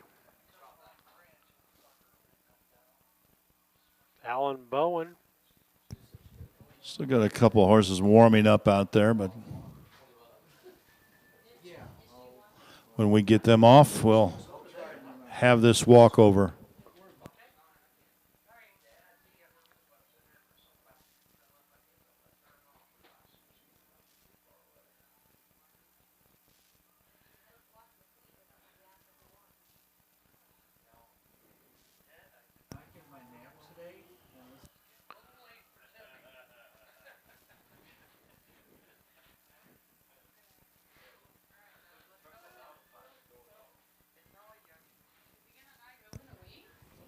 So Ashley's gone. You can see was a 10-time starter last year. Had a couple of seconds, a couple of thirds, and made almost $2,200. She's got a second and 5 tries this year.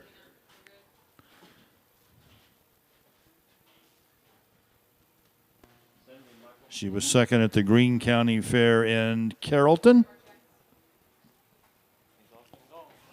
And she's in behind the gate here. Doug and his wife, Mandy Bowen, have a young son. So there is a fifth generation on the horizon. Little Charles Butch, who's actually here tonight at the Schuyler County Fair. He's just a little over one, I think.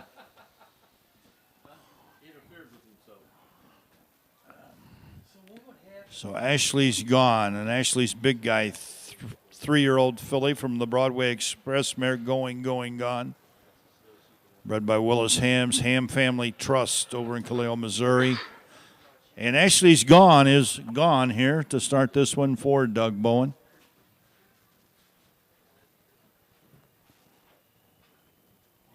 Doug trains a half a dozen horses after work at the Brown County Fairgrounds, along with his father, Alan, and his brother, David Brink. Ashley's Gone heads up the backstretch.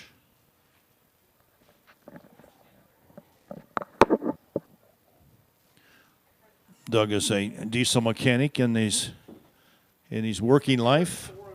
First quarter in 34 and 4/5, 34 and 4.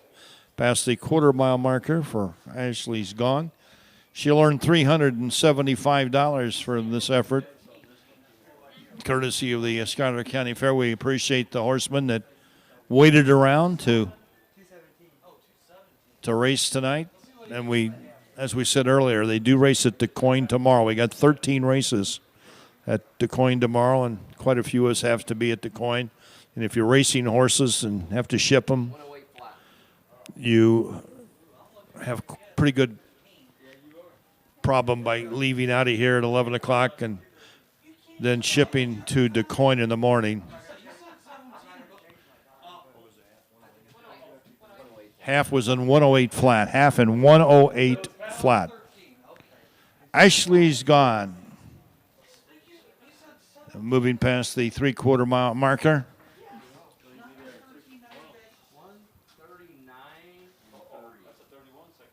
Yeah, he's picked up the pace a little bit here. 3/4 and 139 and 3. 139 and 3, put in a 31 and 3 third quarter there. Got an eighth of a mile to go here with Ashley's Gone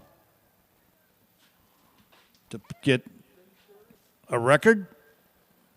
Pick up that $375 purse check. And she brushes home nice there. And Doug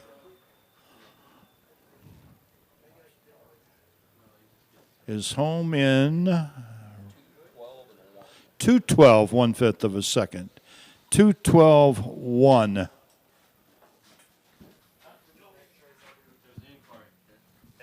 What about the trophy?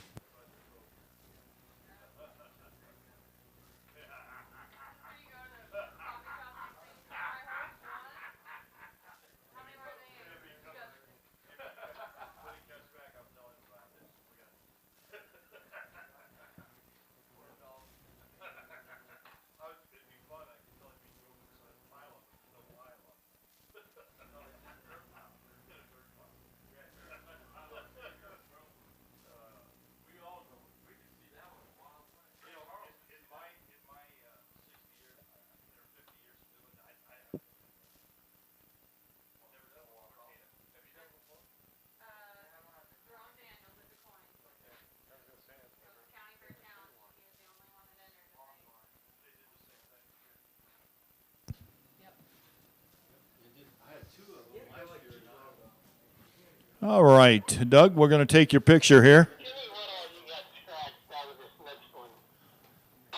Kyla and Gina are over there. Here comes David Brink and some of the Bowen crew down here.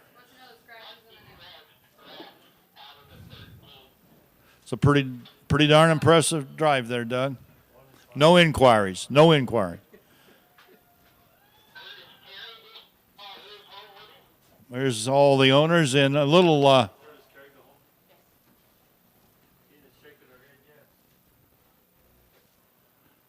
so the Hoboen family, 4 generations have been very active participants, been racing here at the Schuyler County Fair for many, many, many years. And the Bowen family and the 5th generation little Charlie Butch is out there in Doug's arms for this picture opportunity. David Brink at the head of Ashley's Gone.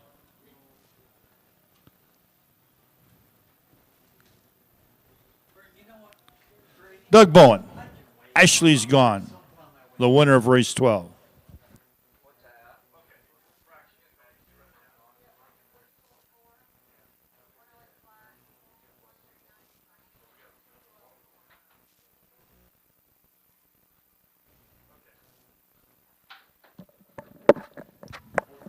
So the two Ashley's Gone, the winner of the 12th race, 34-4 to the quarter, 108 to the half, 3/4 and 139 3. The mile was in 2:12, 1/5 of a second. That'll be a official record for Ashley's Gone. At All About Dance and More LLC, these are our core values. Perseverance by all studio members to put forth good effort to achieve goals. Innovative creation of original and unique learning environments. Fierce energy and community that builds student happiness, self-esteem, quick learning, and bold relationships. Integrity and investment in quality professional work where trust and high morals are practiced. Commitment to the studio family with loyalty, responsibility, and high expectations to create a lifelong appreciation for the AADM journey. When it comes to becoming a better version of you, there's no place to start like the Y. The Mount Sterling Community Center YMCA offers activities for the whole family. From youth sports to summer day camp, we have something for all ages. Kickstart your new healthy routine with our group exercise classes or work out in our fitness center, complete with a full line of cardio and weight equipment. Our indoor rubberized track is perfect for both running and walking. While our full-size gymnasium offers space for pickup basketball games and volleyball leagues. On-site childcare is available while you work out for children as young as 6 weeks. We hope you'll join us at the Mount Sterling YMCA. Your future self and family will thank you. To be the superintendent of speed, Rick Boyd, the race secretary and timer, and Rick pretty much ran the show today and encouraged the horsemen to stay around and got the track crew working hard, and everything really came together, and we appreciate Rick's efforts there. And he also times up here and is an associate judge.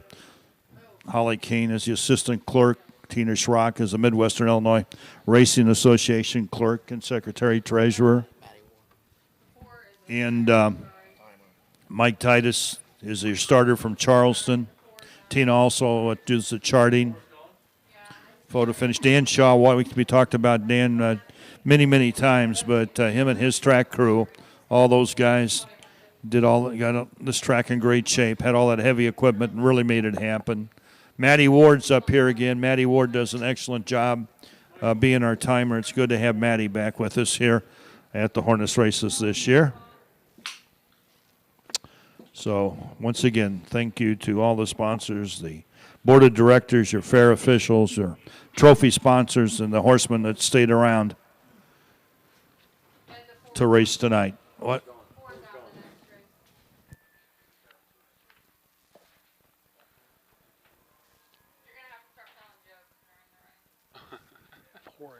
Four is out. Yep, we're down to 2 and 3. All right, the 4 is out. I'll make that change. David, talk about the backstretch. Yeah, it's from the backstretch slide. We love hearing from you. All right, in race 13, they now tell me that the 4 is not here, so the 4 is also gone. So 1, 4, and 5. We got a 2-horse race coming up here in race number 13 in the Howard and the Elizabeth Betsy Bartlow Memorial.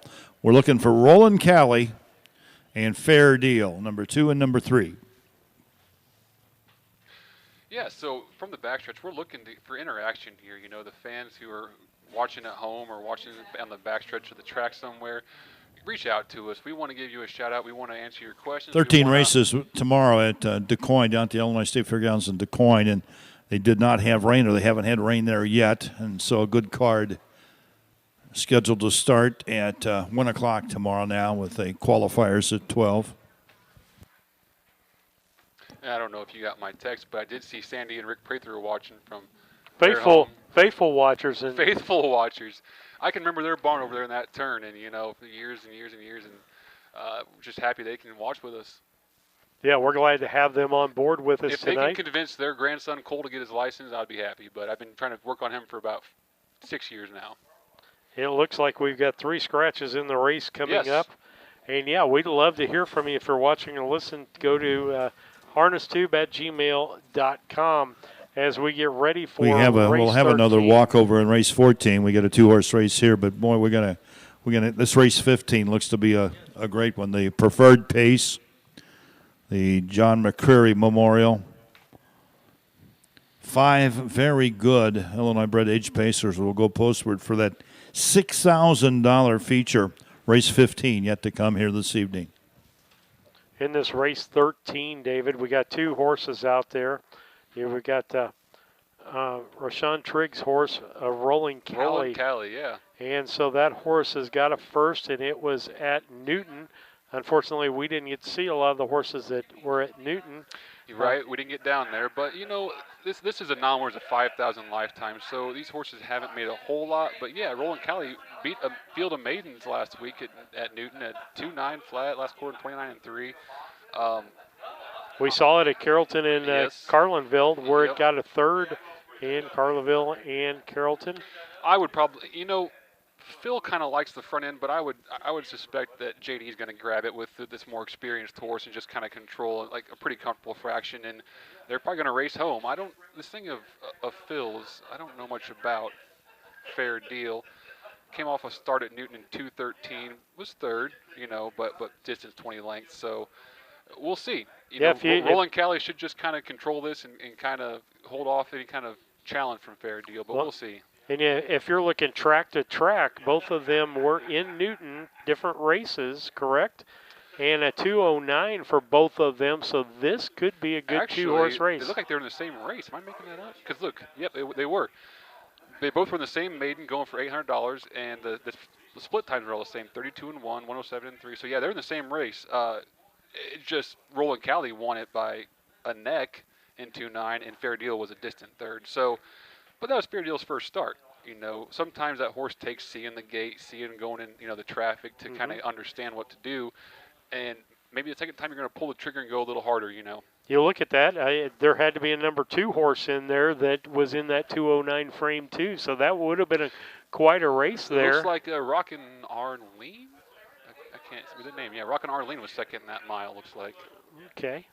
All right. Well, we're getting ready for this race. Getting a little dark, so the focusing gets a little bit harder in the dark. And as David noticed, boy, a moving flag, just all kinds of things can steal the autofocus. The autofocus is going to be what it's going to be. If we tried to manually focus on the correct distance, it would be a nightmare. So the autofocus gets us as good as we can get. There's too many things in the way, and we're zooming so far that it grabs a bug flying. All right, we got the 2 starters out there for race 13. Rolling Cali, owned by Charles Hurst Jr. of Houston, Texas. Roshan Trigg, the trainer with J.D. Lewis. And the 3, Fair Deal, owned by Julie Collins of Arizona. Phil Knox, the trainer driver. The 2, Rolling Cali, is a 3-year-old Illinois bred by Fort Knox. And the 3 horse is a 2-year-old American Ideal by the New York Stallion American Ideal. Just a 2-year-old by the nationally prominent American Ideal, just making his second, or her, they're both fillies, Fair Deal making just her second career start. They're in behind the starter, Mike Titus. Gates on the move for the 13th.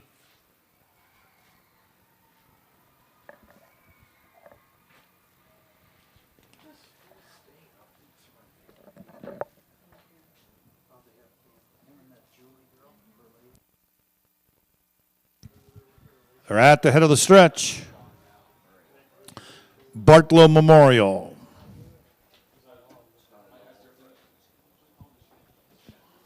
Here they come.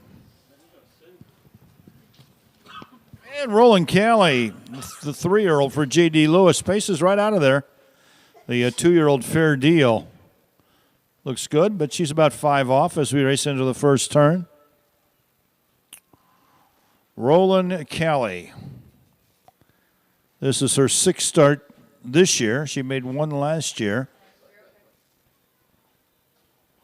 She won at Newton down at the Jasper County Fair last week in 2:09. So Rolling Cali rolls on past the quarter-mile marker. Now the 2-year-old Fair Deal is right on her back now. as they race into the upper turn off the first quarter in 34 seconds flat. 34 seconds flat past the quarter. They move over to the 3/8 mile marker. The 3-year-old filly, Roland Cali, by a length and a quarter. The New York bred American Ideal filly, the 2-year-old, is right there second for Phil Knox, who won earlier on the card with his undefeated 2-year-old filly Sour Grapes in the stake race. This is another overnight. That 2-year-old Fair Deal, bred in New York. 108 and 4 past the half. 108 and 4. Move past the 5/8 now. Roland Cali leads by about 7. A little rough gated there momentarily was Fair Deal. Pace has quickened a little bit, so Roland Cali by about a dozen. Fair Deal back there second as they move into that final quarter of a mile. Roland Cali with a 2:09 win. Was at the 2:09 win at Newton, was at the 3/4 here in 138 and 2. So she's going to have to pace a last quarter in 30 seconds or 30 and 2 or better to get a new lifetime record. And she's scooting home here pretty good for J.D. Lewis. Roland Cali wins the 13th. The Bartlow Memorial, and the 2-year-old Fair Deal was home second. 2:06 and 4, big last quarter, big last half there for the 3-year-old Roland Cali. So she gets a new lifetime record, 2:06 and 4/5.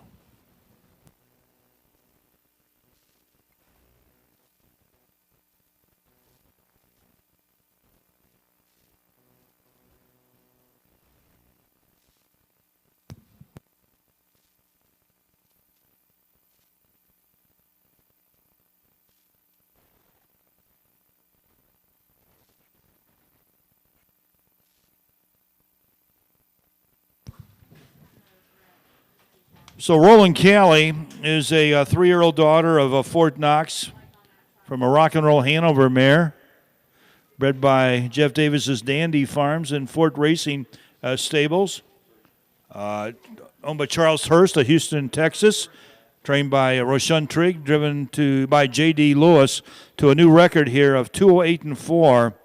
Last quarter was in 28 and 2. The last half, 58 seconds flat. 58 seconds flat, J.D. Pretty impressive here for the 3-year-old filly. Half in 58. Last quarter in 28 and 2. As Roland Cali gets a new lifetime record here in the Howard and Betsy Bartlow Memorial Race. 2:06 4/5.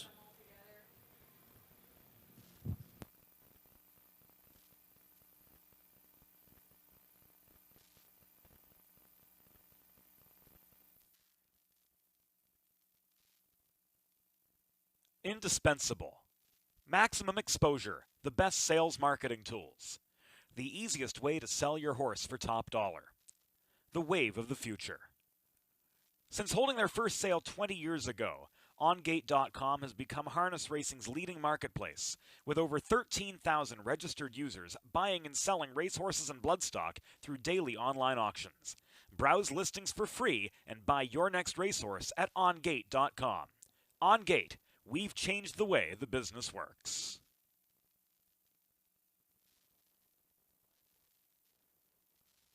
Yoder Custom Woodworking was started in 1995 by the Yoder family as a retail Amish furniture store in Sullivan, Illinois. They offer custom kitchen cabinets, granite and quartz countertops, built-in office and bathroom cabinetry, and offer a wide range of Amish furniture. Their store is located at 1117 West Jackson Street in Sullivan, Illinois, with store hours Tuesday through Friday 9 to 4:30 and Saturday 9 to 3. For more information, contact Yoder Custom Woodworking at 217-728-2166.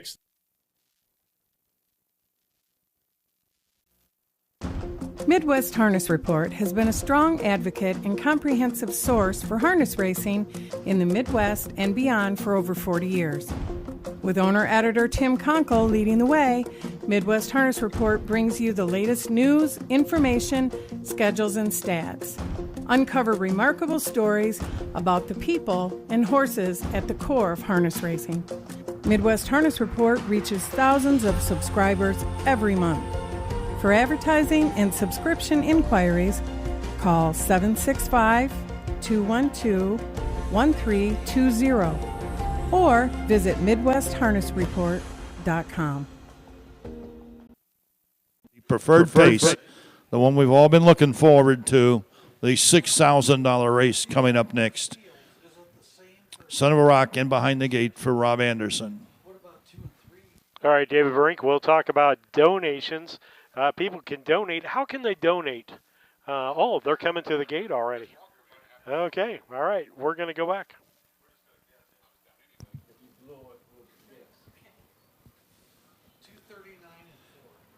And here she comes, and the filly from Iowa is off and pacing. Rob's hustling her along there pretty good. As we talked about earlier, this does count as a record mile if she'd happen to beat, or if he happens to beat his lifetime best of 2:11 last year. He has a third this year coming at West Liberty, Iowa. Has been racing in Iowa, as you can see in your program, this year and last. Past the quarter. 32-1. 32-1. So he's on schedule here to beat his lifetime record of 2:11 pretty easily off the first quarter in 32-1. So Rob's another one, and Mr. Jones for staying around and racing tonight. We appreciate it. And he's past the half now. Son of a Rock. And that 3-year-old Intrepid Silster was at the half and 107-2. 107-2. So he backed off after a pretty good first quarter and did not have a very quick second quarter. Half and 107-2. So he heads up the backstretch towards the 3/4 mile mark.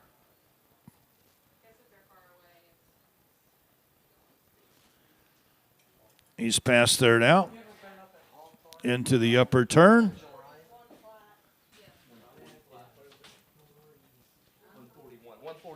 141 flat. 141 flat. He's letting him pace a little bit now, though. 141 flat.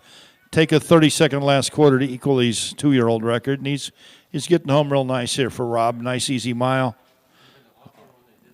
And here comes Son of a Rock, Rob Anderson, brushing home very nicely.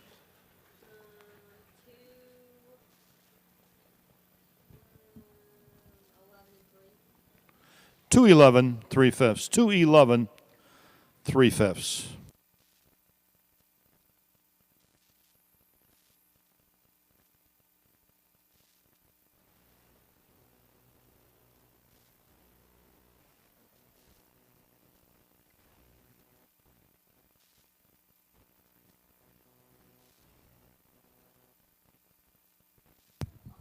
First quarter was in 32-1, the half in 107-2, 3/4 in 141. The mile was in 2:11-3 with the last quarter 30 3/5 of a second.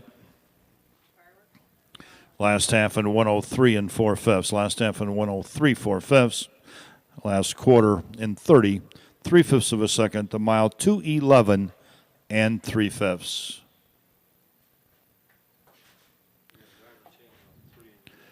Three-year-old son of Intrepid Silster from Shanghai. Gadget by Shanghai Phil. Bred in Wisconsin, owned by Alan Jones of Florence, Iowa. Trained by Alan Jones. Rob Anderson doing the driving. 2:11 3. Rob with the last quarter in 30 3/5 of a second.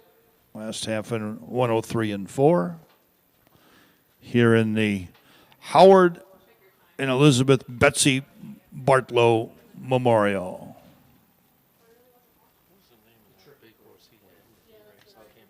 Yeah.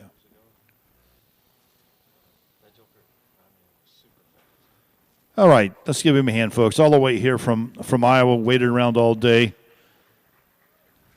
Did a nice job there with the walkover. Rob Anderson. 32 and 1, 107 and 2, 141, 211, 3. And now, the preferred pace, $6,000 purse for ICF, Illinois Conceived and Foaled, 4-year-old and up pacers in the John McCreary Memorial.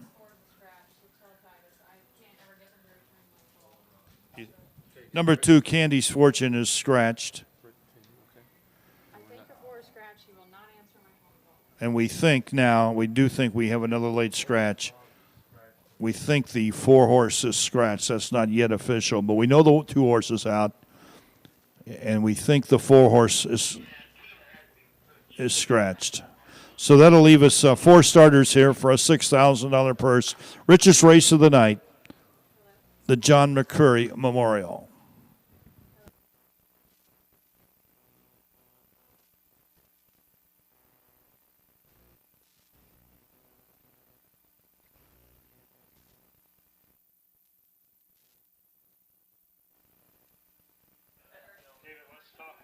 David, let's talk about how people can donate. We'll go back to that slide here in just a second. If you give me a minute here. I'm just marveling at Rob Anderson and Alan Jones coming down from Iowa with 2 horses and walking away with 2 wins at the end of the night. Pays off for sticking around sometimes. It does. It does. So let's talk about the donors.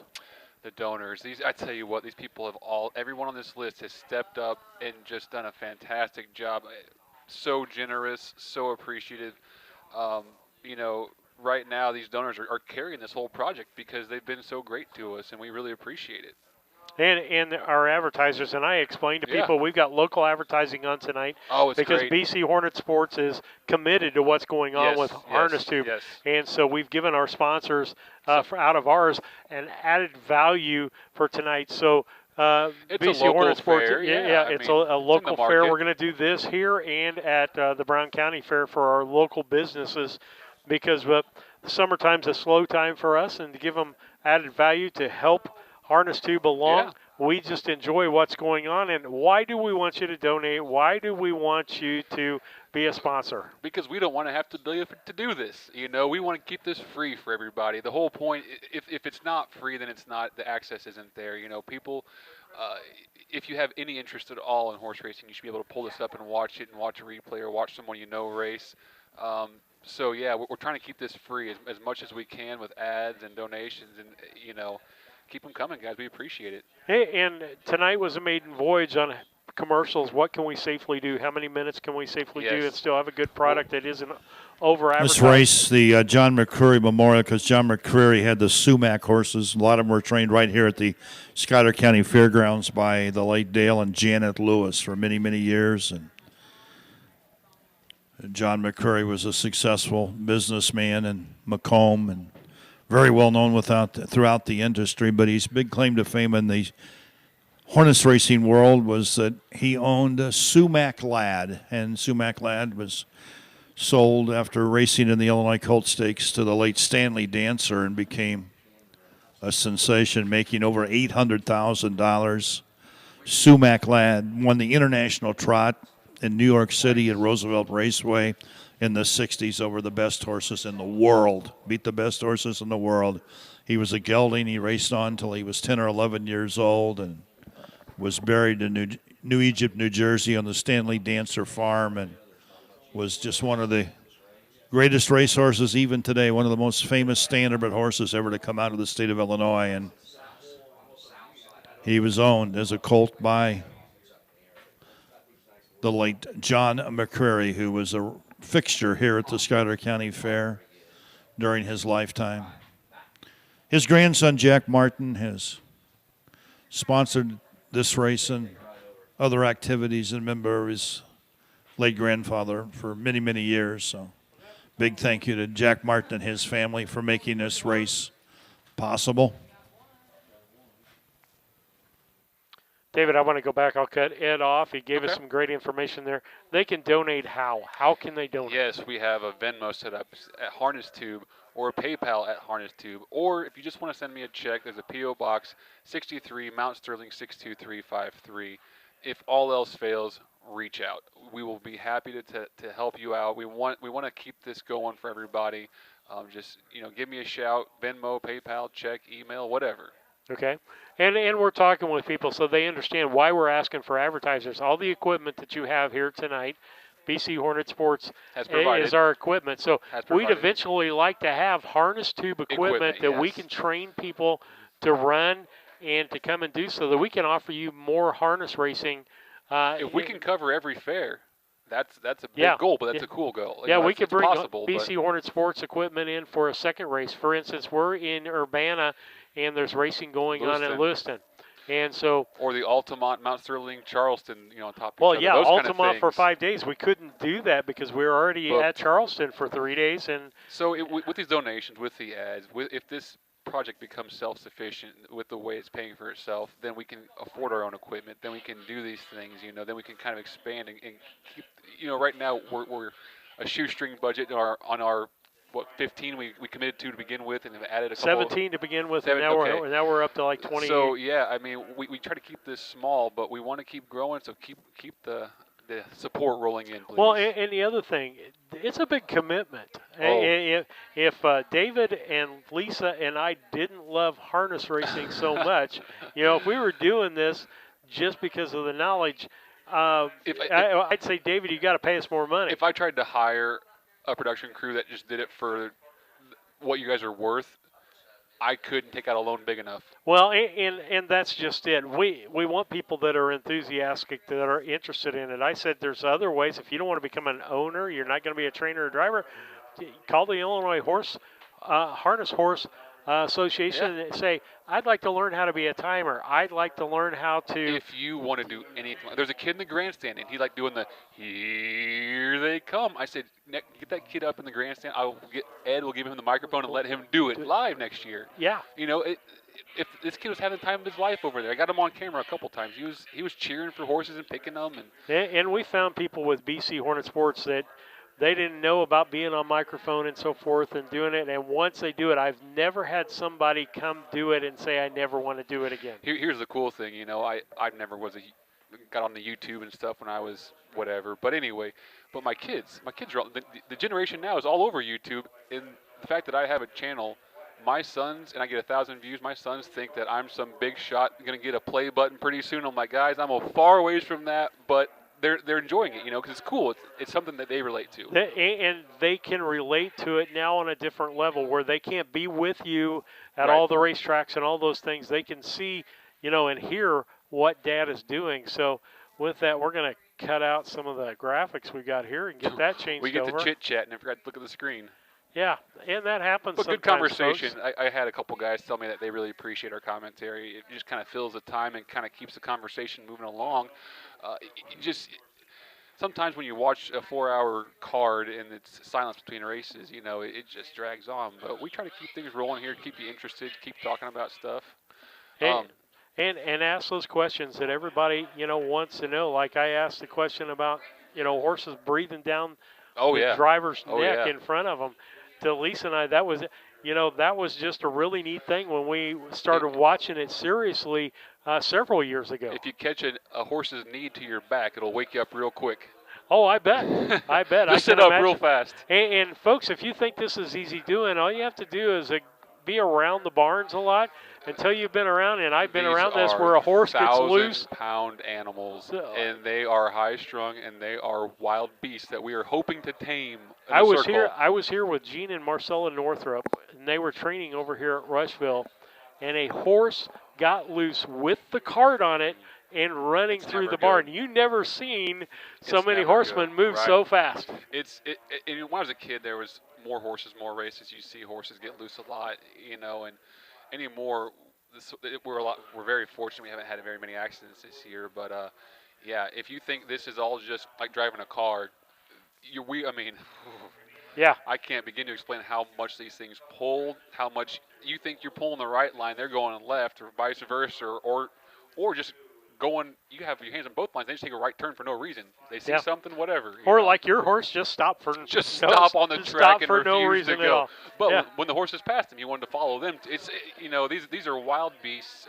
We're trying to train them to do something that they're bred to do, but something that is highly competitive at a high level. We're talking about taking, and trying to teach these things to be, NFL athletes or MLB athletes and perform at such a high level. And really, these are babies, and they are.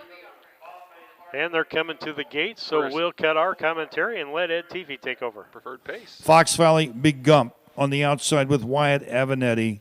In the back tier, Nick Prather and Josie Rocks My World. I'd be surprised if we don't get a sub 2-minute record here. Gate will start picking up speed. 4 experienced veteran horses here in the 15th. They're at the head of the stretch.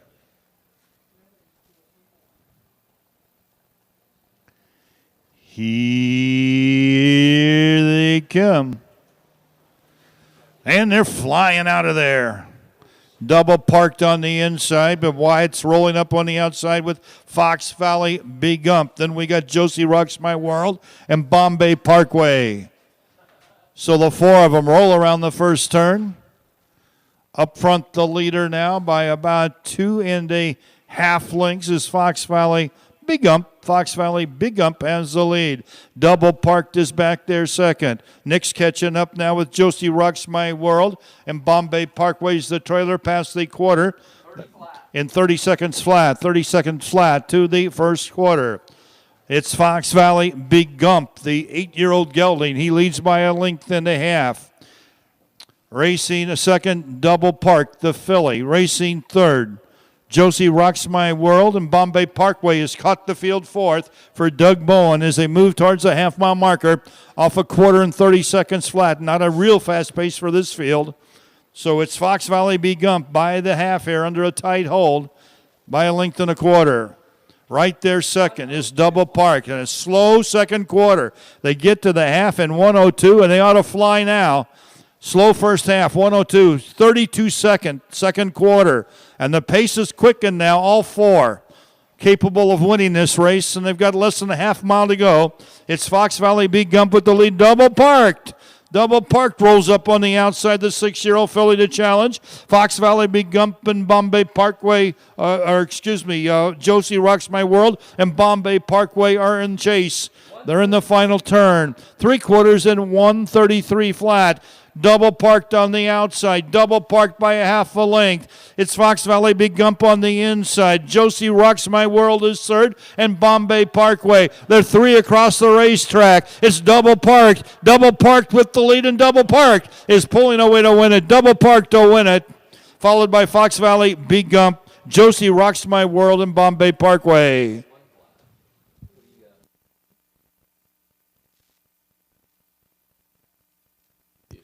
.201 flat. 201 flat.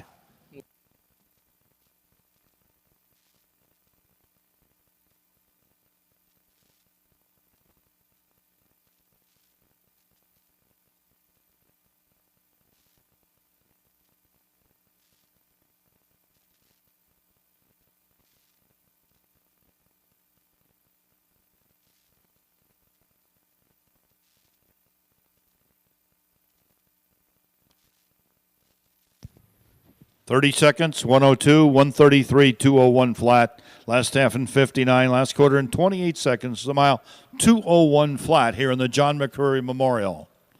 Double Parked.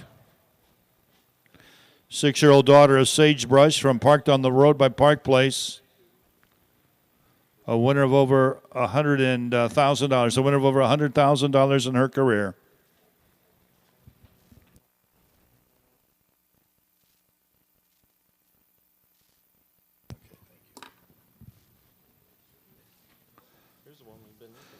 Another winner bred by the late Carl Becker's Fairmeadow Farm down in Altamont, Illinois.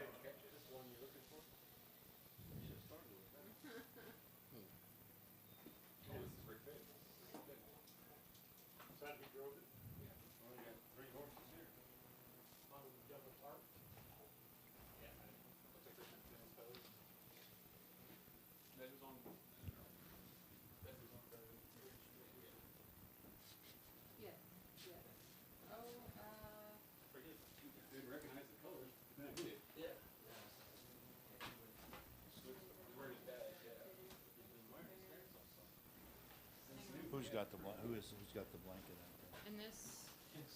And this race, you think don't pay out fifth because it's a fair sponsored race too? I wouldn't. Okay, yeah, just keep it. Keep the fair in the money. Here she is, the winner of the John McCurry Memorial, the ICF 4-year-old and up race. Again, thanks to Jack Martin, the grandson of the late John McCrary, for also being a fine sponsor of this race. Double parked is a 6-year-old daughter of Sagebrush from Parked on the Road by Park Place. Owned and trained by Kevin Miller of Arthur, driven here capably by Richard Finn to a win in our feature race in 2:01 flat. Let's give him a big hand, folks. The John McCurry Memorial Trophy to Richard Finn with Kevin Miller's double parked.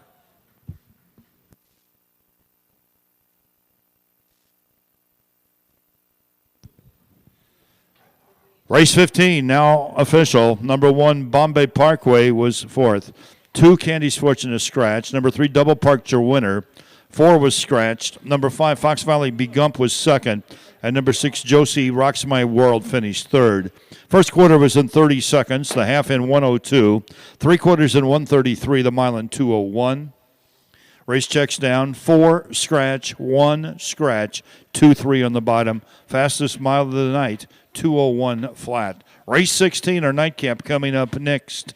Scratch the 1 and the 5 and the 6. 1, 5, and 6 are scratched out of race 16. We look for On Glide, You Ain't No Fool, and Reach Kid.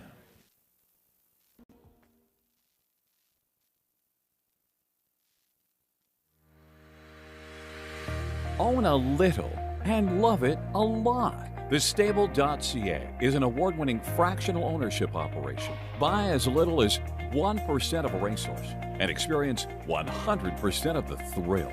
TheStable.ca makes ownership easy, accessible, and affordable. Communication and customer service are at the heart of everything we do. Get started at TheStable.ca.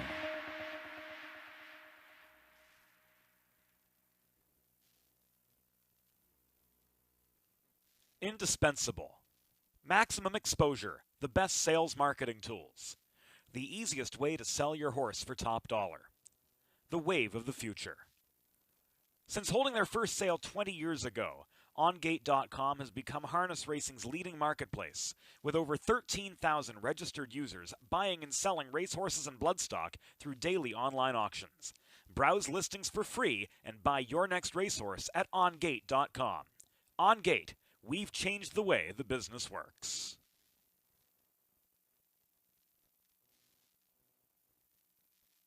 Yoder Custom Woodworking was started in 1995 by the Yoder family as a retail Amish furniture store in Sullivan, Illinois. They offer custom kitchen cabinets, granite and quartz countertops, built-in office and bathroom cabinetry, and offer a wide range of Amish furniture. Their store is located at 1117 West Jackson Street in Sullivan, Illinois, with store hours Tuesday through Friday 9 to 4:30 and Saturday 9 to 3. For more information, contact Yoder Custom Woodworking at 217-728-2166.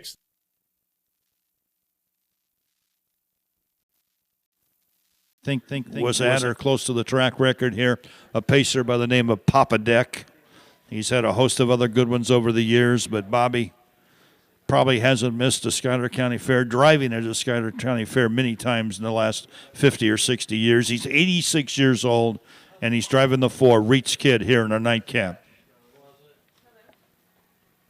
Okay, David, Ed hit that a little bit Yeah, as we talked there about 86 years old. Bobby Decker is driving it, and I talked to him at his hometown Carlinville this year, and he wasn't in the bike down there. He kind of had some health issues, but he was upset about it. He wanted to get back in the bike. He said, I'm going to do it this year, and there he is right there on the screen. 86 years old, Cannonball, Papa Deck.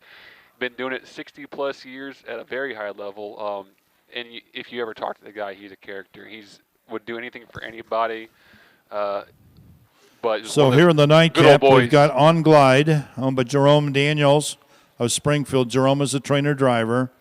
The 3 will be You Ain't No Fool, owned by LeQuentin Shavers of Mississippi. Roshan Trigg trains with J.D. Lewis driving. And the 4 Reach Kid, he's a 13-year-old gelding. He's owned by Bob Decker of Atwater. Bob trains, and 86-year-old Bob Decker will be doing the driving. You know, Steve, I kind of think Bob might hang it up when this Reed's kid hangs it up, because that horse itself is 13 years old, so it can only race until 14. Come 15, they can't race anymore. Okay. So that horse is on its last year next year. And I kind of got to think, at 87, is Bob going to be looking to race that thing? Or, I mean, I'm guessing that this is kind of his curtain call, if I had to, if I had to guess. And just on another side note here, David, as it gets dark and it gets Illinois Harness Horsemen's fuzzy out Association sponsored 3-year-old and up trot for a purse of $3,300 are in behind the gate. On glide, Jerome Daniels. You Ain't No Fool, J.D. Lewis, and Reach Kid with Bob Decker. Gates on the move for the final time tonight.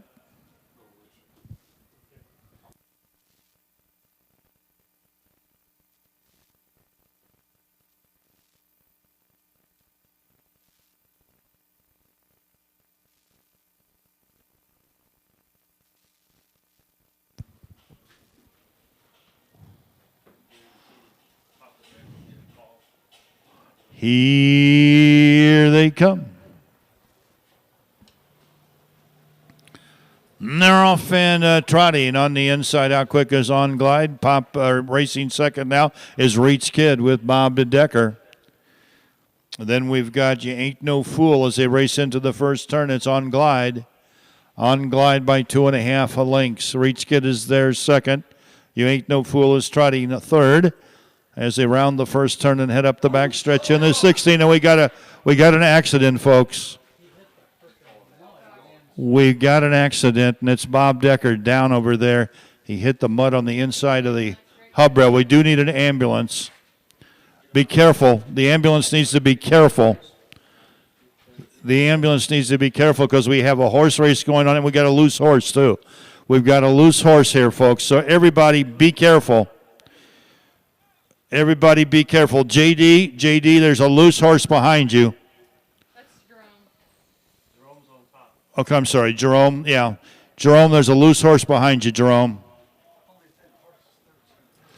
So, Jerome, stay awake. There's a loose horse behind you.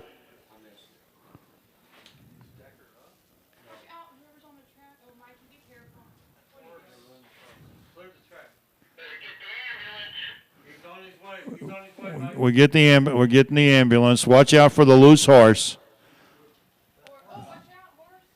There's a loose horse here. Loose horse, be careful by the gate.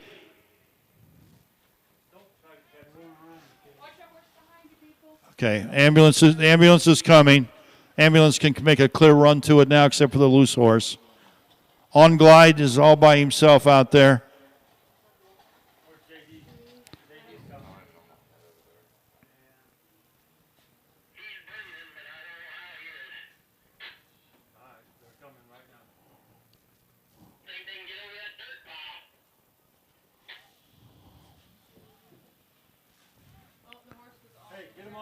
All right, so On Glide is the winner. What's loose horse has been captured.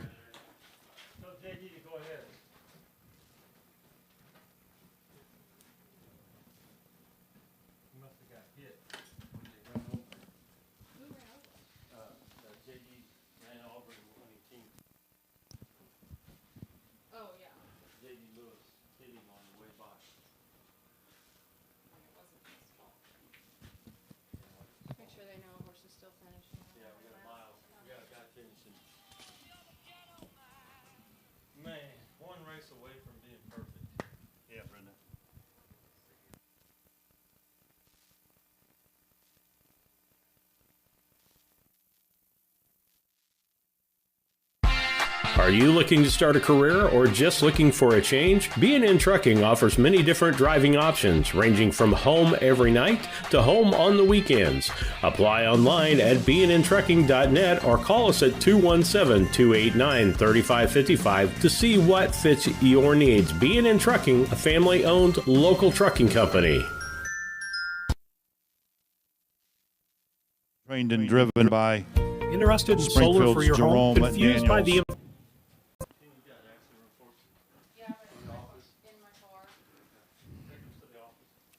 This is a 4-year-old daughter of Cassis from the Yankee Glide mare Get Groovy Another one bred by Carl Becker's Fair Meadow Farm. The fourth winner on the card tonight, bred by Carl Becker's, the late Carl Becker's Fair Meadow Farm down in Altamont. On Glide is a winner of over $30,000 in her career. Picks up her second win of the year.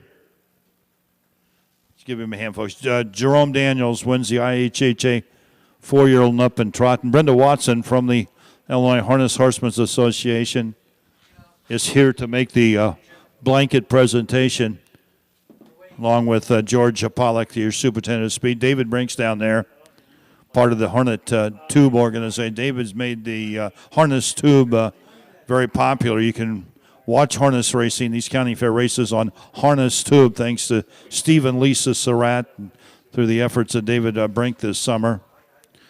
And now Brenda Watson, the downstate coordinator for the Illinois Harness Horsemen's Association, makes the blanket presentation. Jerome Daniels and On Glide.